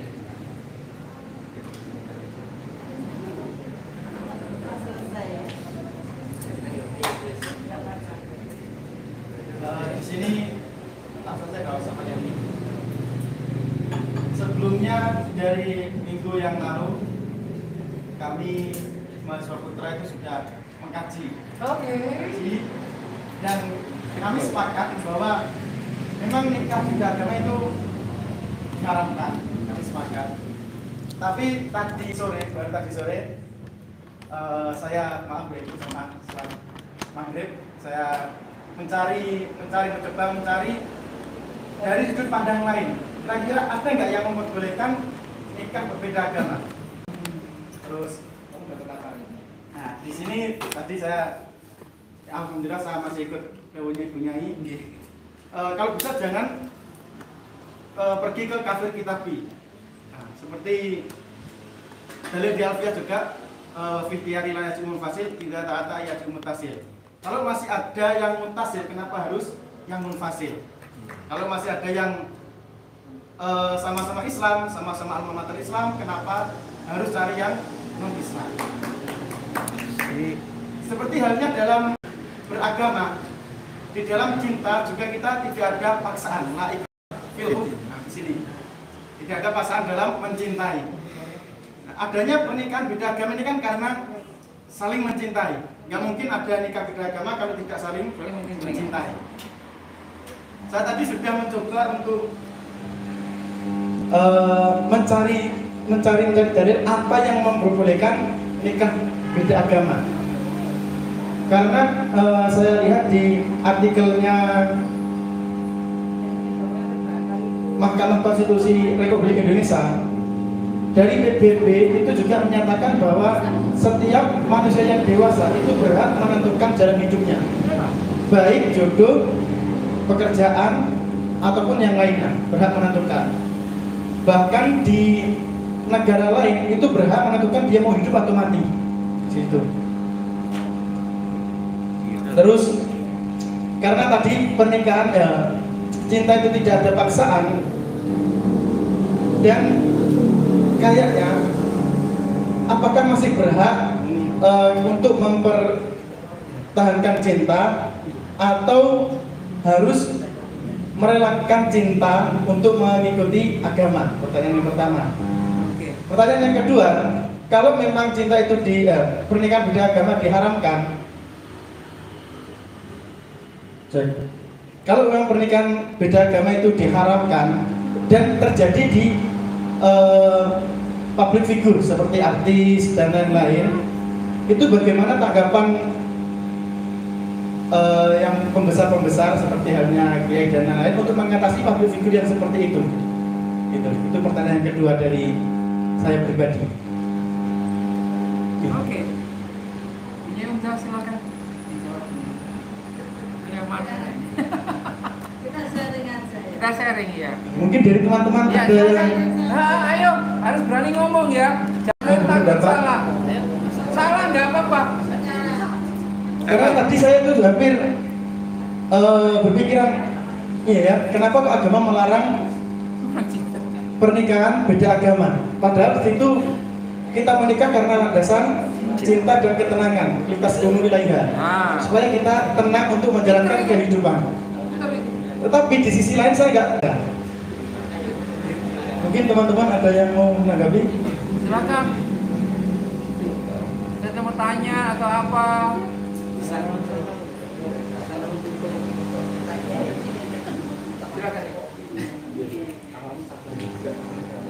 Ayo teman-teman mikir bareng.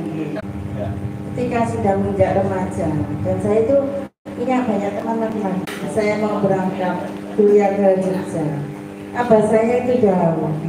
Dia limon-limon. Anak-anakku itu gak tak larang nikah pilihan itu.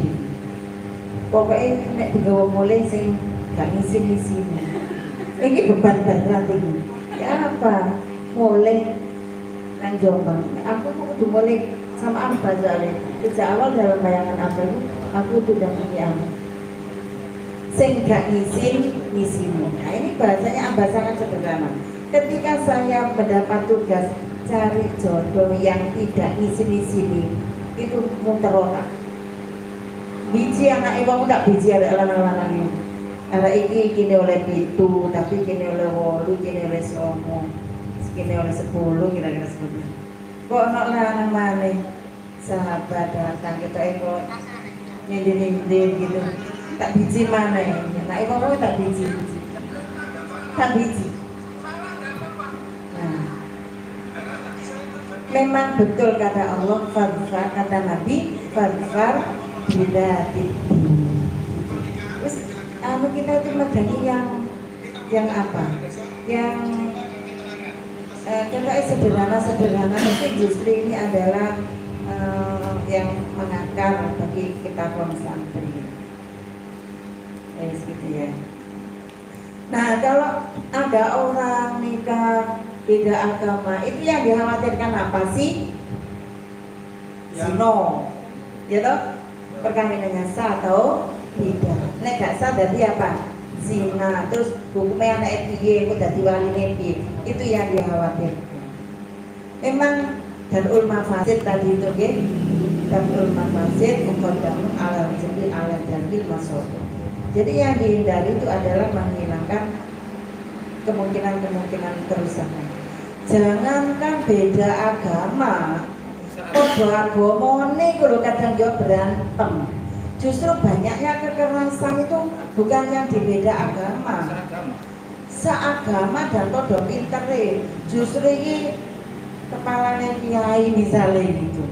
Nah itu kan yo muskil mana litas kuno ilayah dari segi ilmu. Gak menjamin ilmu itu kemudian bisa atau agama ini gak menjamin seseorang bisa mendapatkan sakinah mawaddah warahmah. Kadang-kadang sing gak padha agama niki justru sing sakinah mawaddah warahmah. Karena yang dijaga adalah toleransi. Nah, tapi perkawinan kan tidak hanya tujuan sakinah, tapi juga duriyah. Tanah kahu, tanah salu, nikah siro kabeh dan tidaklah kalian berketurunan. Nah kalau dipersoalkan diragukan misalnya boleh hak agama nisa atau tidak, berarti kan terjadi ikhtilaf. Nah ini kita menggunakan kaidah usul fikih itu bagaimana menghindar dari khilaf itu mustahab. Ya kok ida sing makanya kita ngaji usul fikih. Cek ngajine temenan tadi kakak dosa apa tadi? Niku mau tingkat rendah, under. Cara ekonomi under labur. Under labur. Kita jadi orang yang agamanya itu skill labur. Nah, ayo skill labur itu ngaji usul fikih. Kalau teman-teman ngaji usul fikih, bahasan itu ahli seperti itu. Tapi gak kok berojo diri kok maneh. Lah sampean kepengin ngaji usul fikih itu seperti tak celokno Gus Ustaz siapa yang ayo sambung. Tapi sebenarnya serius ini. Ya, oke, kayak begitu. Ya pakai ya bahwa memang tidak berhenti merenung ya. Terus tadi apa? Kemudian berkelanjutan. Jangan berhenti sekarang ya, malam ini juga nanti akan ada yang bela bahas tentang keluarga sakinah. Nah, itu terus. Saya bayang-bayang ini orang yang normal ini supaya pakai normal terus. Nanti, kita normal semua, kawin tak? Kawin, berarti normal. Terus kata gunakan dokter, tapi pakai normal. Lah kita ini sedang membangun norma-norma yang cocok untuk kalau dibawa pulang. Nah, sampean beda agama, kawin, situ, gak wani mulai nang omahe. Memang yang harus disadari teman-teman bahwa cara agama oleh, itu durung mesti cara adat itu oleh.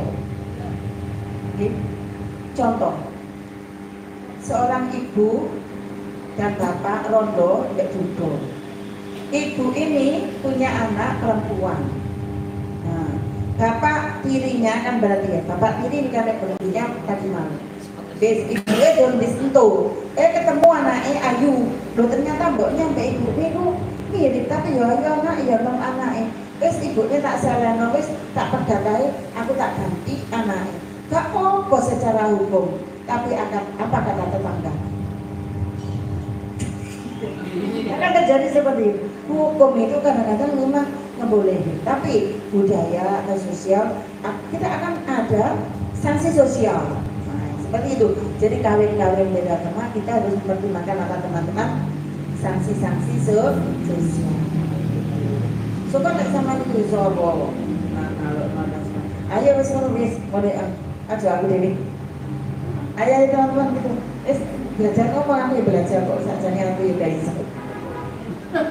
Ayo. Ayo siapa lagi? Ayo. Ada teman-teman yang lain yang mau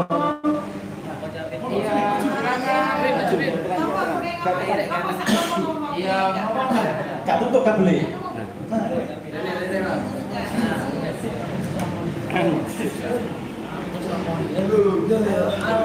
Kutas.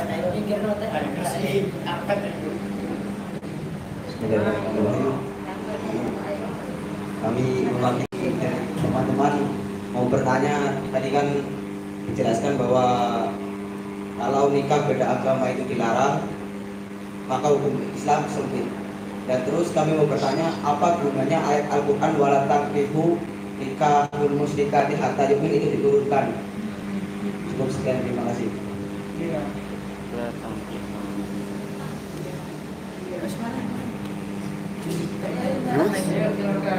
Mana tak? 1, 2, 3, 4, 5, 6.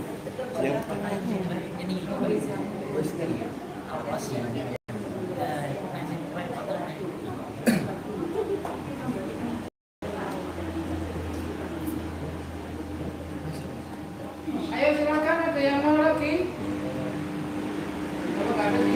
Di sini saya mau menjawab masalah tadi. Menurut sependek pengetahuan saya, di sini bukan Islam membatasi sebuah nalar berpikir seseorang, tetapi di sini Islam tadi menata norma yang normal, itu seperti daunnya Ibu.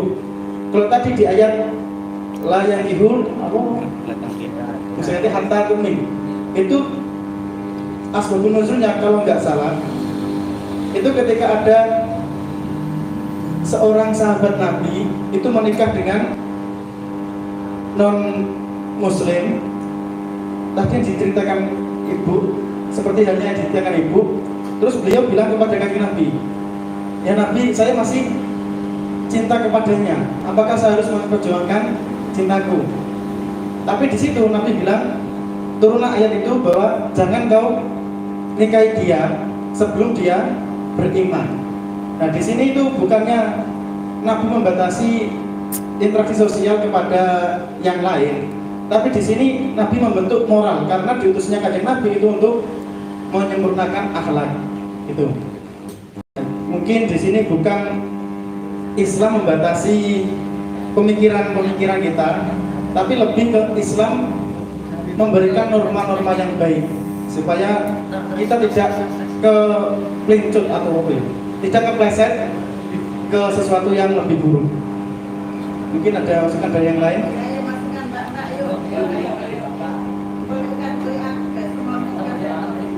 Yang berpertanyaan, ya. Berarti kalau Nabi hanya mengajarkan norma, berarti diperbolehkan menikah beda agama begitu? Hanya mengajarkan norma. Nah, di situ dijelaskan bahwa di Al-Quran sendiri dijelaskan boleh menikahi beda agama, tetapi yang ahli kitab itu sudah dijelaskan di Al-Quran dan itu kanjeng Nabi pun memperbolehkan waktu itu. Dan di situ juga kenapa kalau yang diperbolehkan laki-laki menikahi perempuan ahli kitab, bukan sebaliknya? Kalau di zaman sekarang mungkin itu termasuk diskriminasi perempuan. Itu bukan kesetaraan gender kalau zaman sekarang. Kenapa zaman dulu kok perempuan muslim dilarang menikahi laki-laki non muslim? Karena dulu, zaman dulu orang itu memandang kasta, bahwa laki-laki itu lebih tinggi kedudukannya. Bisa mungkin terjadi kalau wanita muslim itu menikahi laki-laki yang non muslim, wanita muslim itu dikhawatirkan akan ikut non muslim. Berbeda kalau yang muslim laki-laki, bisa kemungkinan yang wanita non muslim itu bisa masuk Islam. Kan di situ kan dibahas di ayat Quran itu kan musyrik bukan ahli kitab. Berbeda musyrik dengan ahli kitab itu. Ya. Dan di situ hukum menikahi musyrik ya tidak diperbolehkan. Nah, yang saya tanyakan apa musyrik bukan ahli kitab. Tadi kan diperbolehkan. Nah, makanya tadi yang saya tanyakan, saya sendiri tanya, apa hal yang memperbolehkan nikah antara muslim sama non muslim? Itu yang belum ketemu dari tadi. Apa yang memperbolehkan? Nah, tadi kan jenengan menikahkan beda agama. Iya. Nah, itu apa yang memperbolehkan? Oh iya, oke. Dari tadi kita belum nyampe ke situ,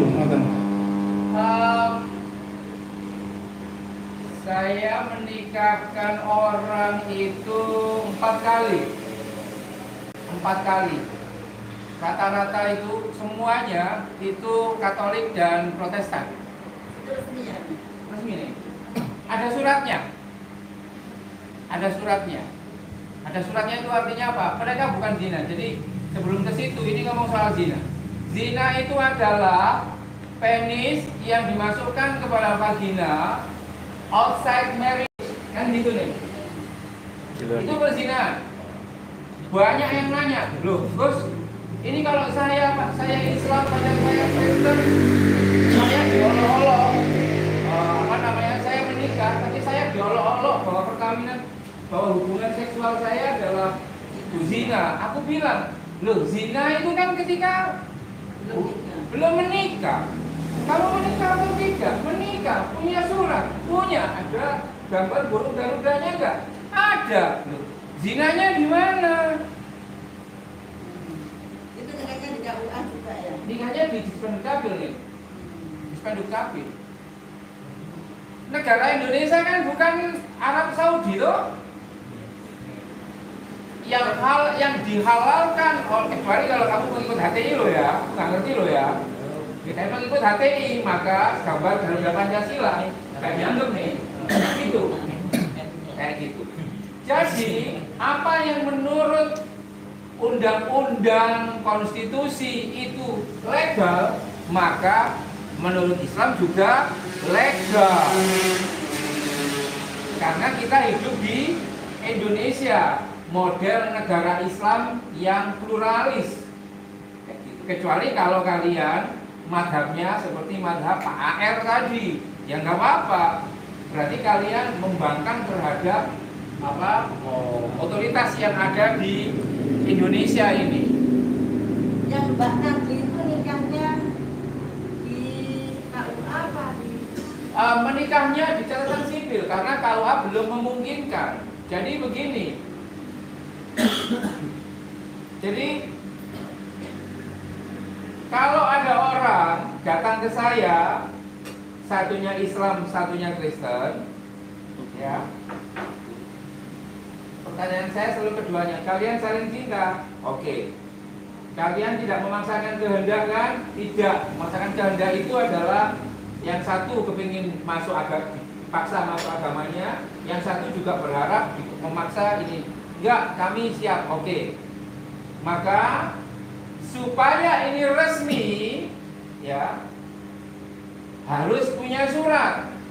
Di Indonesia itu yang berwenang untuk mengeluarkan surat perkawinan itu dua institusi.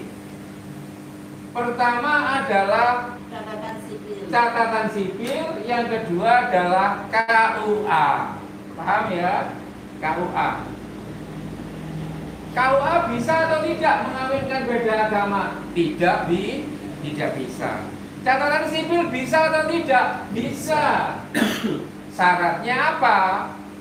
Catatan sipil akan ngomong, Mbak, Mas, surat kawin tak gawekno kalau ada agama yang mau mengesahkan. Catatan sipilnya bilang begitu. Kalau lewat KUA kan nggak bisa Islam.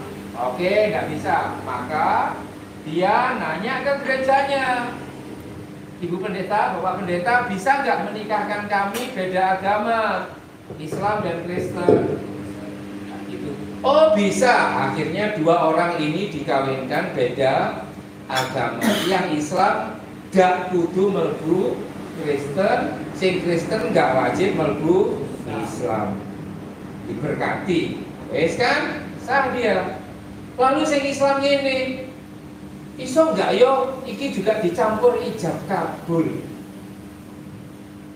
Apakah KUA itu satu-satunya orang atau institusi yang berwenang untuk mengijab kabulkan? Hah? Tidak. Yang ijab kabulnya adalah orang tuanya. Maka ijab kabulnya itu sirine. Saya mengeluarkan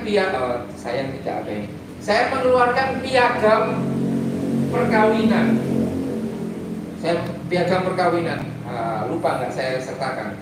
Jadi setelah pemberkatan di gereja, mereka minta tolong saya, Bukaan, bolehkah kami dikawinkan, diijab kabulkan tanpa harus memaksakan yang Kristen masuk Islam? Seperti Profesor Zainul tadi itu. Oh bisa.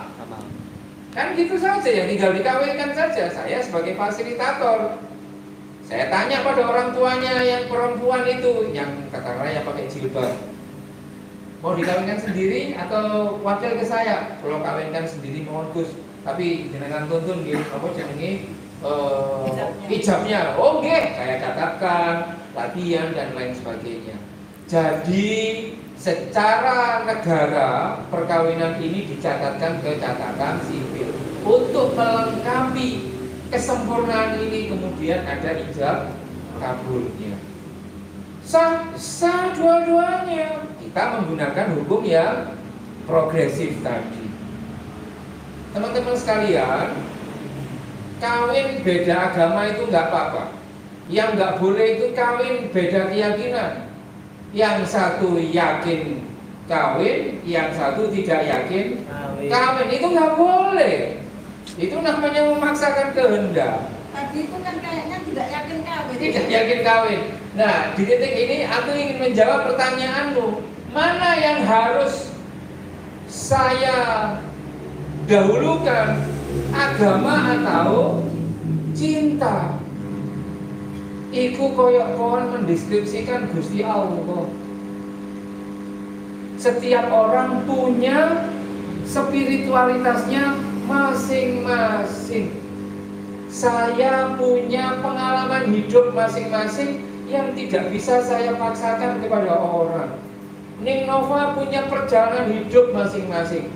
Soekarno punya perjalanan hidup masing-masing. Fatimah Az-Zahra punya perjalanan sendiri. Mbak Re, Siti Zainab punya perjalanan sendiri. Setiap orang memiliki otoritas untuk mendapatkan pasangannya masing-masing. Aku menganggap agama tertinggi itu cinta, Pak. Cinta. Kayak tadi itu loh, sinten anak. Anak sama ibu, wis terpisah berapa ini? Mambu keringet itu nangis cinta. Tir podo irenge, sir podo gendenge nangis seneng ya seneng. Itu sebabnya kan kembali ke Arun 21 bahwa satu-satunya indikator orang itu jodoh atau tidak itu adalah apakah ada sakinah atau tidak. Yang sayangnya sakinah itu borderless. Borderless itu tidak bisa dibatasi. Maksudnya ini, nek fakih ini yakin, sekali lagi, jodohnya iki iku. Misal, kita kan nggak tahu, toh, nggak tahu. Kalau dia yakin jodohnya itu, iya, itu jodohnya. Tapi kan nggak semua orang kayak fakih, kayak gitu. Nggak semua orang kayak fakih. Satu lagi, saya mendengar nih bahwa wah nanti kalau perkawinan beda agama pasti bubrah dan lain sebagainya. Ya belum tentu juga lah. Kalau kamu baca Radar Mojokerto 3 bulan yang lalu, itu di Mojokerto yang melakukan proses perceraian, baik cerai maupun gugat cerai, itu sebanyak 937 di pengadilan agama. Dalam 3 bulan terakhir. Jadi indikator rumah tangga itu adur-aduran, itu kan cerai, kan gitu kan ini. 973 kasus perceraian, semuanya satu agama, yakni agama Islam. Kudunya sing dilarang kawin sesama Islam kan, karena kan data jumlah yang cerai dan lain sebagainya. Tidak sakinah, harusnya dilarang itu. Enggak, kita kalau mau fair loh ya. Orang larang itu kan karena basis datanya jelas. Wah ini sudah terjadi perceraian, ya perceraian itu sampai 973 kasus. Tapi kan kita tidak berani mengatakan seperti itu, karena cinta itu selalu berproses. Nah teman-teman sekalian, saya ingin menyatakan bahwa sebenarnya hukum yang tidak adil itu bukan hukum. Kalau ini tidak Islam ya, ada salah, kalau kalian belajar hukum itu ada namanya Saint Augustine. Saint Augustine itu bilang, an unjust law is no law at all. Hukum yang tidak adil itu bukan hukum. Sama seperti yang tadi disampaikan oleh Ningum. Hukum mengatakan gak seneng karo ibune, terus apa? Anaknya. Secara hukum itu boleh, tetapi itu kan gak adil dan orang etis dan lain sebagainya. Selama belum dikumpuli. Nah, kayak gitu. Sama seperti kayak gini. Saya pacaran dengan dia. Ya. Saya pacaran. Karena saking cintanya kami kebablasan. Ya, kebablasan. Kami bercinta, lalu kami terputus. Saya nggak tahu ternyata dia hamil anakku. Saya nggak tahu. Keluarlah dia. Oke? Aku nggak ngerti loh ya. Umur 20 tahun dia joko Indomaret nang pinggir pom bensin. Aku karena nggak tahu. Mari nyopir nih. Mari dulu kenalan. Kok ayo hari. Lalu kemudian kami sama-sama nggak ngerti. Kami pacaran lalu serius. Dia bilang, "Sopo jenengmu, Dek?" Rizka. Masaan kita kan sudah 3 tahun. Ayo wis aku serius, tak kenalno, tak jamoleh, tak kenalno ibuku. Deneng tok assalamualaikum waalaikumsalam. Sing buka sama nduk jenengmu? Alfi. Kerto. Mak dari Rizka. Mak kenalno calon bojoku. Kira-kira Rizka akan ngomong alhamdulillah, tolong berat diwiti. Kira-kira ndi sing masuk dalam pikiran kita?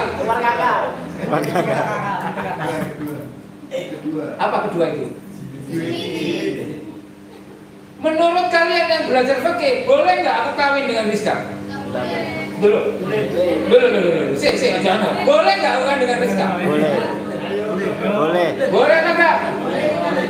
Boleh enggak? Boleh. Halo.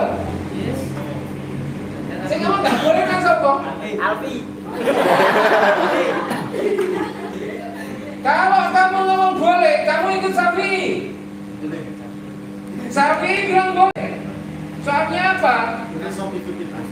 Karena itu dianggap bukan anakku. Karena apa? Karena di luar perkawinan. Tapi kalau kamu ngomong nggak boleh, kamu bela Imam Hanafi. Hanafi bilang, iya rek, iki anak haram, tapi spermane kan spermane aan. Iya, gennya genku, anakmu itu, jelaganmu itu.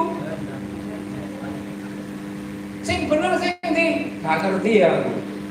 Tapi ini ono peristiwa ngono. Dan ternyata ibunya dia, alhamdulillah mas, sampean kating rabi anakmu dhewe, tak lebokno radar Jawa Pos. Boleh, kamu akan merestuinya. Pengen kamu akan merestuinya. Saya ingin kamu boleh. Kamu akan merestui. Kenapa? Kamu akan ngomong sejujurnya ke dia enggak? Akan ngomong sejujurnya ke dia, ke aku enggak? Ngomong gimana kamu? Mas, ibu anakmu. Kira-kira aku akan ngomong, yo gak apa-apa sih, wong iki kan dudu anakku menurut Imam Syafi'i. Yo gendeng aku. Tak bisa. Hukum yang adil, hukum yang baik itu adalah hukum yang adil dan tidak menodai apa nih? Etika itu. Dan aku belum pernah menemukan kasus yang kayak gini, yang tiba-tiba 3 orang ini happy, mari kita. Ya gak mungkin itu. Kadang-kadang ini kritik Imam Syafi'i ya. Kadang-kadang juga mungkin Imam Syafi'i kalau masih hidup itu pasti akan merevisi nih. Karena itu gak operate dulu, Leng. Iya, tidak operasional itu. Diguyur kayak Indonesia nih. Ada ternyata ibu meng-ACC apa namanya, bapaknya itu kan menikahi anaknya itu di luar nalar, meskipun Imam Syafi'i mengatakan. Jadi yang saya katakan teman-teman sekalian, perkawinan itu sangat suci dan saya selalu mengatakan love will find the way. Cinta itu pasti akan menemukan jalannya. Dan saya meyakini bahwa sebenarnya agama itu soal musyrik ya Mas. Musyrik itu adalah posisi dia menyekutukan Tuhan. Nah sayangnya karena keterbatasan kita itu gampang menghakimi orang itu dia bersifat musyrik tanpa terlebih dahulu mengklarifikasinya. Sama seperti saudara-saudara kita yang menuduh sampean itu sedang musyrik, syirik gara-gara ke kuburan, dianggap nyembah kuburan, padahal nggak seperti itu. Nih, di dalam konteks itu saya memaknai bahwa sangat mungkin musyrik dalam teks itu adalah ciri dari orang yang tidak mengenal Tuhan, lalu kemudian sifatnya kurang baik. Ya, ada orang yang sifatnya kurang baik, gemis dan lain sebagainya, gara-gara tidak mengenal Tuhan. Tapi jangan diambil kesimpulan. Diambil kesimpulan orang yang nggak mengenal Tuhan pasti orangnya jelek. Belum tentu. Saya ini di Ciputra, mengajar di Ciputra, beberapa kali itu menemui mahasiswa saya yang mengatakan, Pak, saya agnostik, saya mempercayai Tuhan, tapi saya tidak ikut agama formal. Tapi saya percaya Tuhan, tapi saya nggak ikut agama formal. Itu ada banyak. Anaknya baik-baik. Enggak, kalau kayak roti gerong itu. Ada juga secara terang-terangan. Sir, I'm sorry. In the meantime, I consider myself an atheist. Jadi per hari ini saya tidak lagi percaya sama Tuhan. Oh ya, nggak apa-apa. Tapi apa kemudian dia maling, ngerampok? Enggak, dia baik. Karena ada temannya nggak bisa makan, dia kasih makan. Ada temannya yang mau Jumatan, dia nyopirin, antar. Padahal dia nggak kenal Tuhan.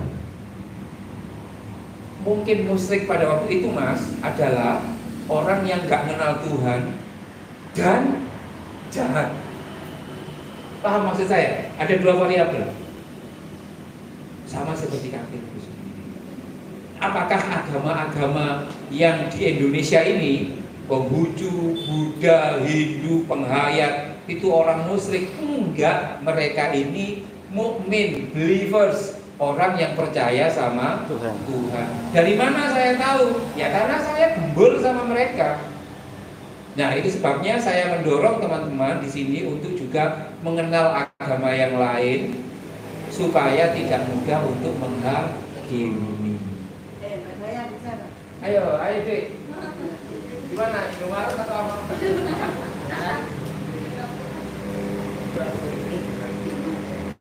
Assalamualaikum warahmatullahi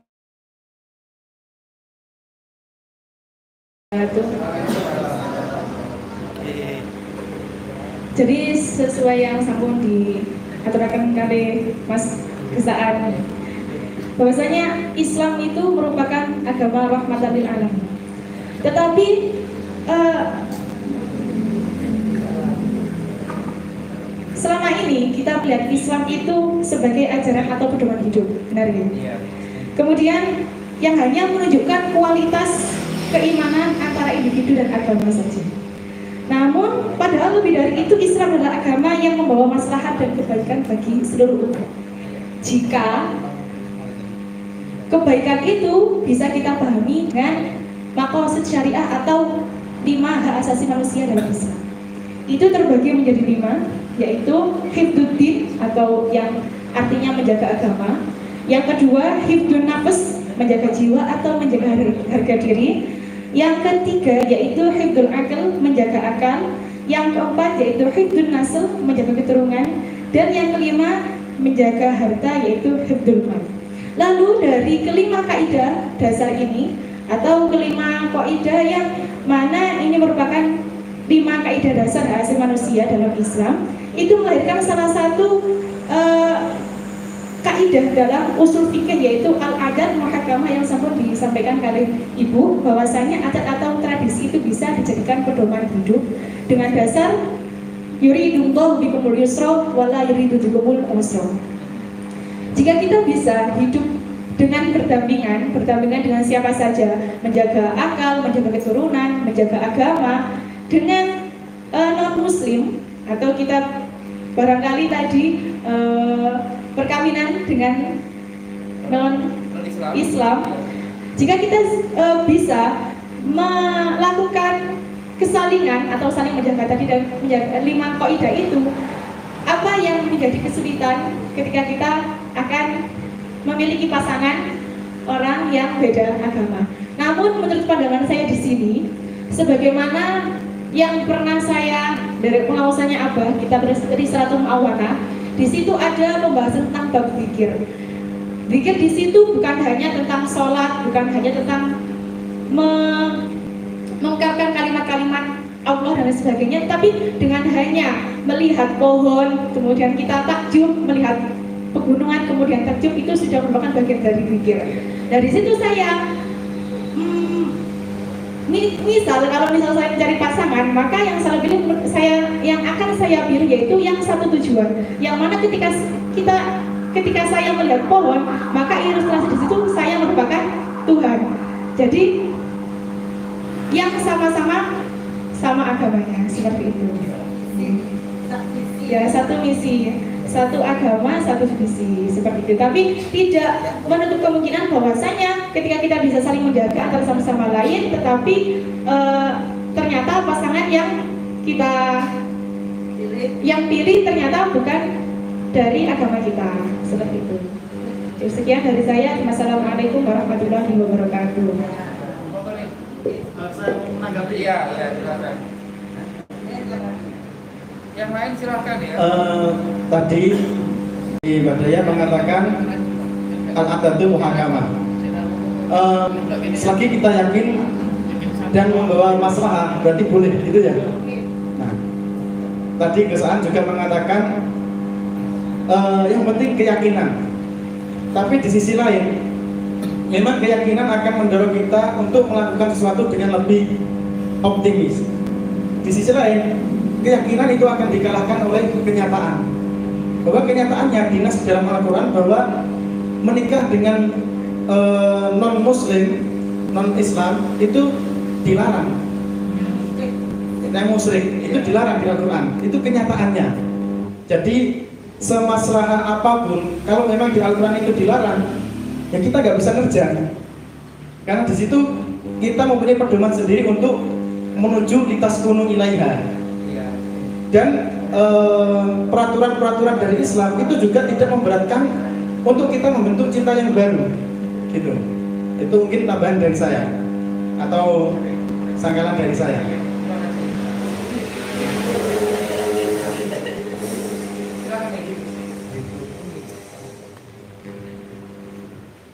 Ya baik, sebetulnya Mbak Daya ini ingin mengatakan bahwa dia itu termasuk orang yang lembut.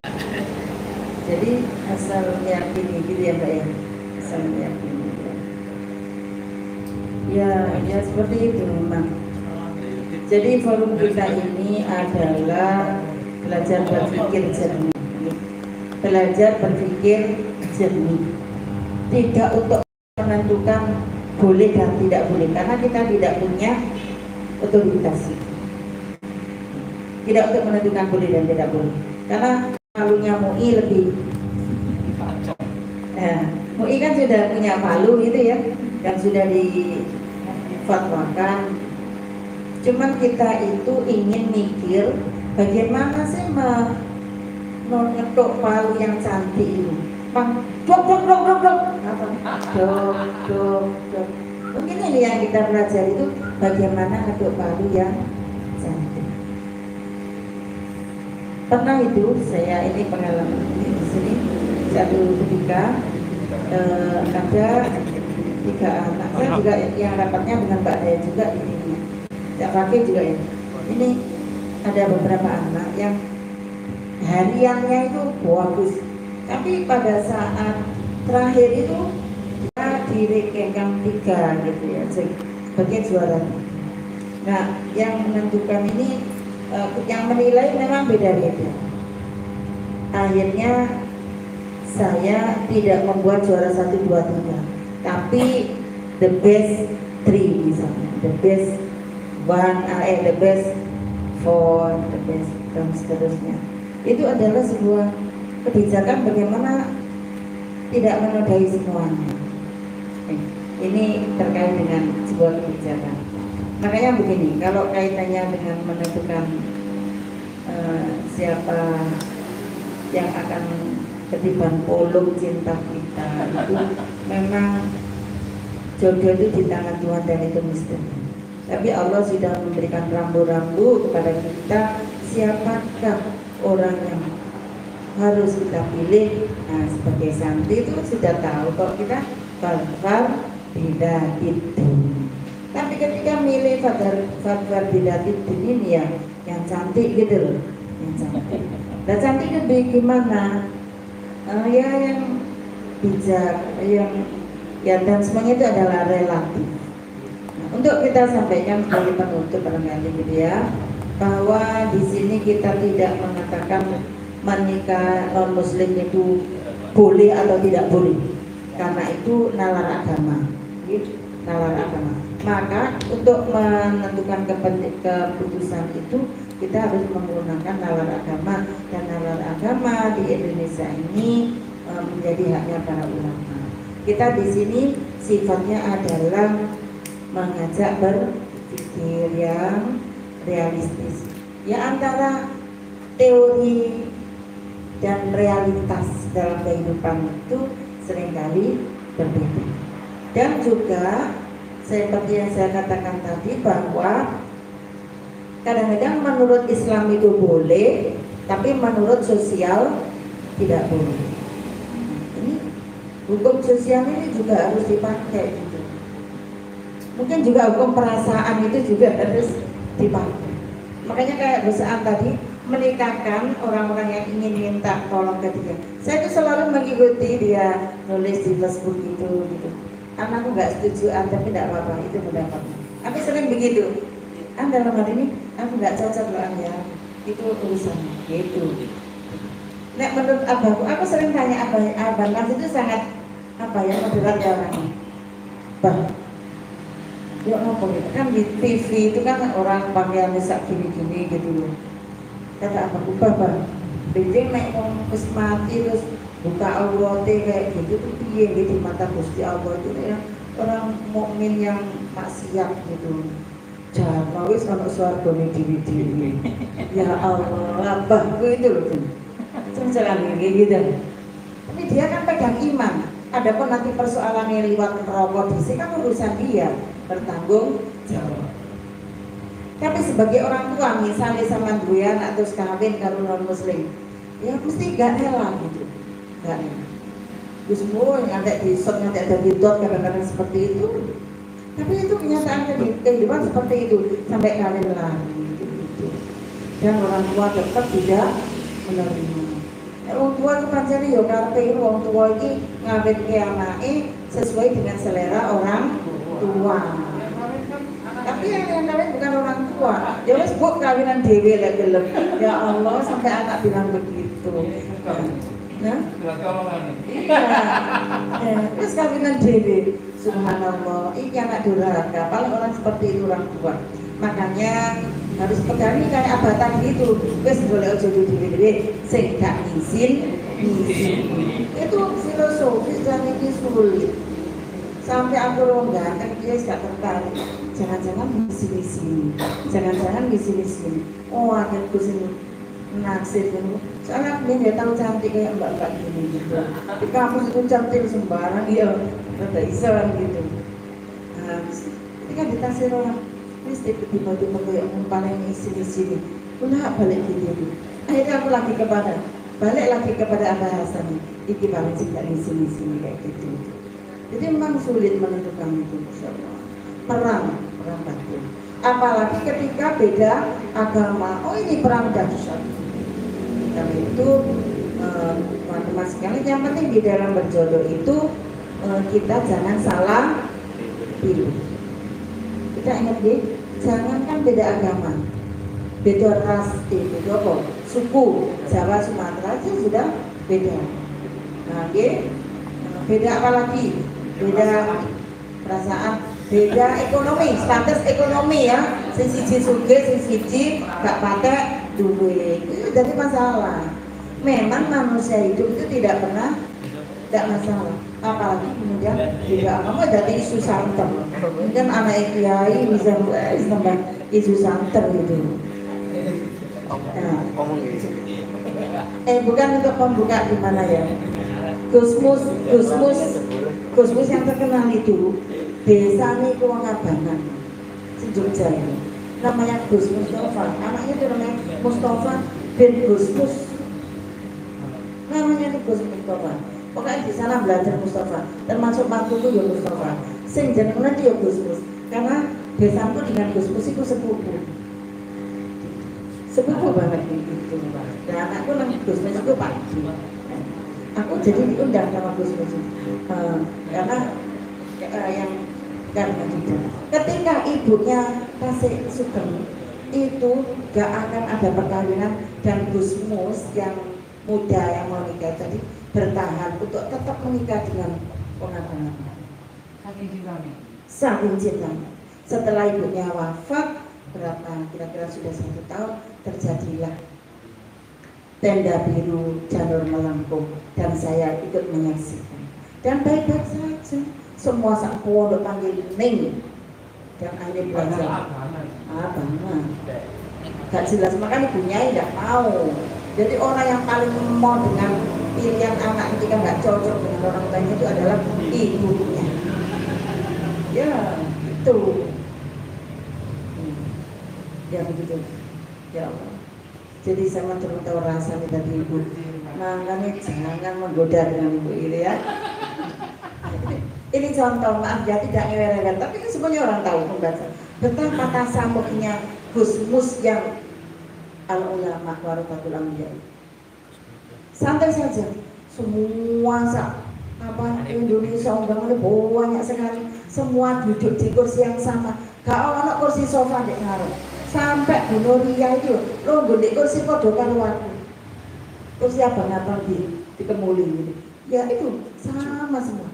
Saking egaliternya sampai anak keluarga Megawati orang Mbak itu buan untuk siapa semua duduk saya masing-masing kiai sampai kiai sa Indonesia itu orang kabeh sing pidato itu Cak Nun sehat ya Cak Nun ya sing pidato itu Cak Nun ya cerita budaya ngalor itu ya lucu gitu. Betapa cinta itu memang Gusmus menyadari bahwa cinta itu memang gak iso. Tapi ini bukan beda agama, beda status gitu. Tapi kan berkembang, beda itu kan beda sembarang kali gitu. Cuma kita tadi jadinya beda agama. Jadi yang penting ini teman-teman belajar apa itu syirik. Syirik beda dengan kafir. Nah, di Indonesia ada abangan, ada akidah Hindu, Buddha. Abangan itu dipercaya Gusti Allah. Tapi lah Hindu, Buddha beda lagi berapa itu Siwan. Oke, teman-teman sekalian sampai di sini sudah malam. Minggu depan kita dengan Belani. Jadi yang harus kita pegangi bahwa kita itu nikah memang berdasarkan cinta. Jadi, berdasarkan apa? Jangan menikah dengan orang yang tidak dicintai. Berat pokoknya. Ya apalagi kemudian itu dinodai dulu terus jadi lari wah ini. Terus rindu lagi teman-teman, jadi tidak berhenti di sini ya. Masalah kehidupan itu banyak. Misalnya kemarin itu Mas Nadiem Menteri itu baru membuat semacam kaitannya dengan pendidikan itu kurikulum merdeka itu bahwa kata-kata agama itu tidak ada lagi dalam kurikulum itu dari budaya sosial budaya ya budaya dan budi pekerti gitu. Budaya dan budi pekerti, jadi nggak ada agama. Sebetulnya kalau dipahami positif itu ya nggak apa-apa. Biar wong tua itu bertanggung jawab nenggone keagamaannya anak ini. Selama ini kan orang tua kan menyerahkan tanggung jawab keagamaan kepada siapa? Gurunya. Nah itu salahnya di situ. Nah, terus kayak kita lihat di Turki itu 100% agamanya Muslim. Tapi di sana sekolah tidak ada ajaran agama. Sekolah itu ya matematika, kimia, fisika, bahasa Arab. Ada bahasa Arab, bahasa Inggris kayak gitu. Agama urusannya orang tua. Tapi agama jalan, pesantren itu jalan, semuanya jalan. Ya cuma kita itu baru mesti kaget. Ya, nanti sebentar lagi akan ada demo ini, demo keputusannya kebijakan menteri yang seperti itu. Tanggal baru itu mengasihkan tapi juga mengejutkan. Oke teman-teman, mudah-mudahan kita nanti tidak salah pilih di dalam berjodoh. Amin ya Allah. Amin. Sehingga itu mudah-mudahan dapat jodoh seperti Abang Hasan. Yang punya ATM tapi tidak bisa buka. Nah, yang laki terserah cuma mau ini seperti siapa yang jadi idola. Tidak harus seperti saya karena penuh dengan kekurangan. Saya ini tapi anaknya gurunya Abah Hasan. Abah Hasan itu menghormati banget sama saya ini. Tapi saya juga menghormati banget sama beliau karena beliau guru saya. Guru saya. Jadi Insya Allah selama 38 tahun kita menikah tidak pernah menikah. Karena apa? Ya karena yes, saling menghargai. Terus yang paling nomor satu adalah komunikasi. Oke, sampai di situ tidak lagi nanti kita bisa ngobrol-ngobrol lagi banyak hal yang ingin kita bicarakan. Boleh teman-teman nanti kita di waktu senggang tidak ngaji apa, tapi ngaji yang berbeda. Kita izin apa? Tak izin dong. Abah maaf, santri tidak ngaji, akan diskusi di sini atau di mana. Kalau karena malam ya. Kalau ke Kelenteng kan mungkin siang. Ayo teman-teman nanti kita. Saya dukung semuanya. Mana ya? Oh ya. DKI ya. Ya. Ini ke Kelenteng yang lebih Instagramable. Ya, gitu. Ayo ya teman-teman itu bahwa kita harus melihat kenyataan. Itu nanti kita akan menghadapi itu semuanya di masyarakat. Ojo dipaksa kabeh koyo sampeyan. Ojo dipaksa kabeh koyo santri. Kata abahku ono swargane dhewe-dhewe. Mungkin langsung berser nang swarga. Ono sing mampir nang neraka, ono sing gonjang-gonjang nanti tekan gone. Ya wis lah itu resiko-resiko kehidupan. Makanya belajar sing temenan gitu. Ngaji sing temenan supaya ijtihadnya itu ndak salah pilih gitu. Ya bisanya hanya mengajar seperti ini dan insya Allah akan saya temani terus dan membela itu yang selalu dukung apa pikiran-pikirannya ibu gitu. Kalau mau nulis itu juga konsultasi sama ibu. Neng Nova itu sebetulnya juga terpanggil ya, tapi Neng Nova itu lagi sibuk menyelesaikan disertasi. Mau doa bisa ini kemarin habis ujian hasil penelitiannya. Sekarang tinggal nunggu. Memang dia targetnya yang kumlot-kumlot ini. Bu, aku habis nanti kami bisa enggak ya 2 tahun terus profesor. Amin. Pokoknya aku berdoa mudah-mudahan menangi anakku jadi profesor. Gitu teman-teman. Ayo belajar bicara nanti diskusi sendiri, bahas fikri sendiri, bedah sendiri. Apa sih ringan-ringan gitu loh, gitu ya. Misalnya, kenapa ya Satria Saidia 2 itu kalau mau jamaah kok senang ngomong aja, padahal imamnya istakbir. Persoalan apa sih yang terjadi gitu? Terus, kenapa saya semakin tinggi sekolahnya semakin gak pakai deres Quran misalnya gitu? Itu apa sih persoalannya gitu ya? Itu sih ringan-ringan. Bahkan jamaahnya itu sampai dipanggil apa? Arif, ini usah itu dipanggil sama. Gitu tolong ya.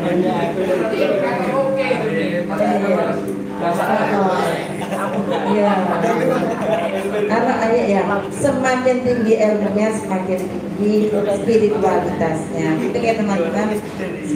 Ya kita tutup temanya. Al-Fatihah.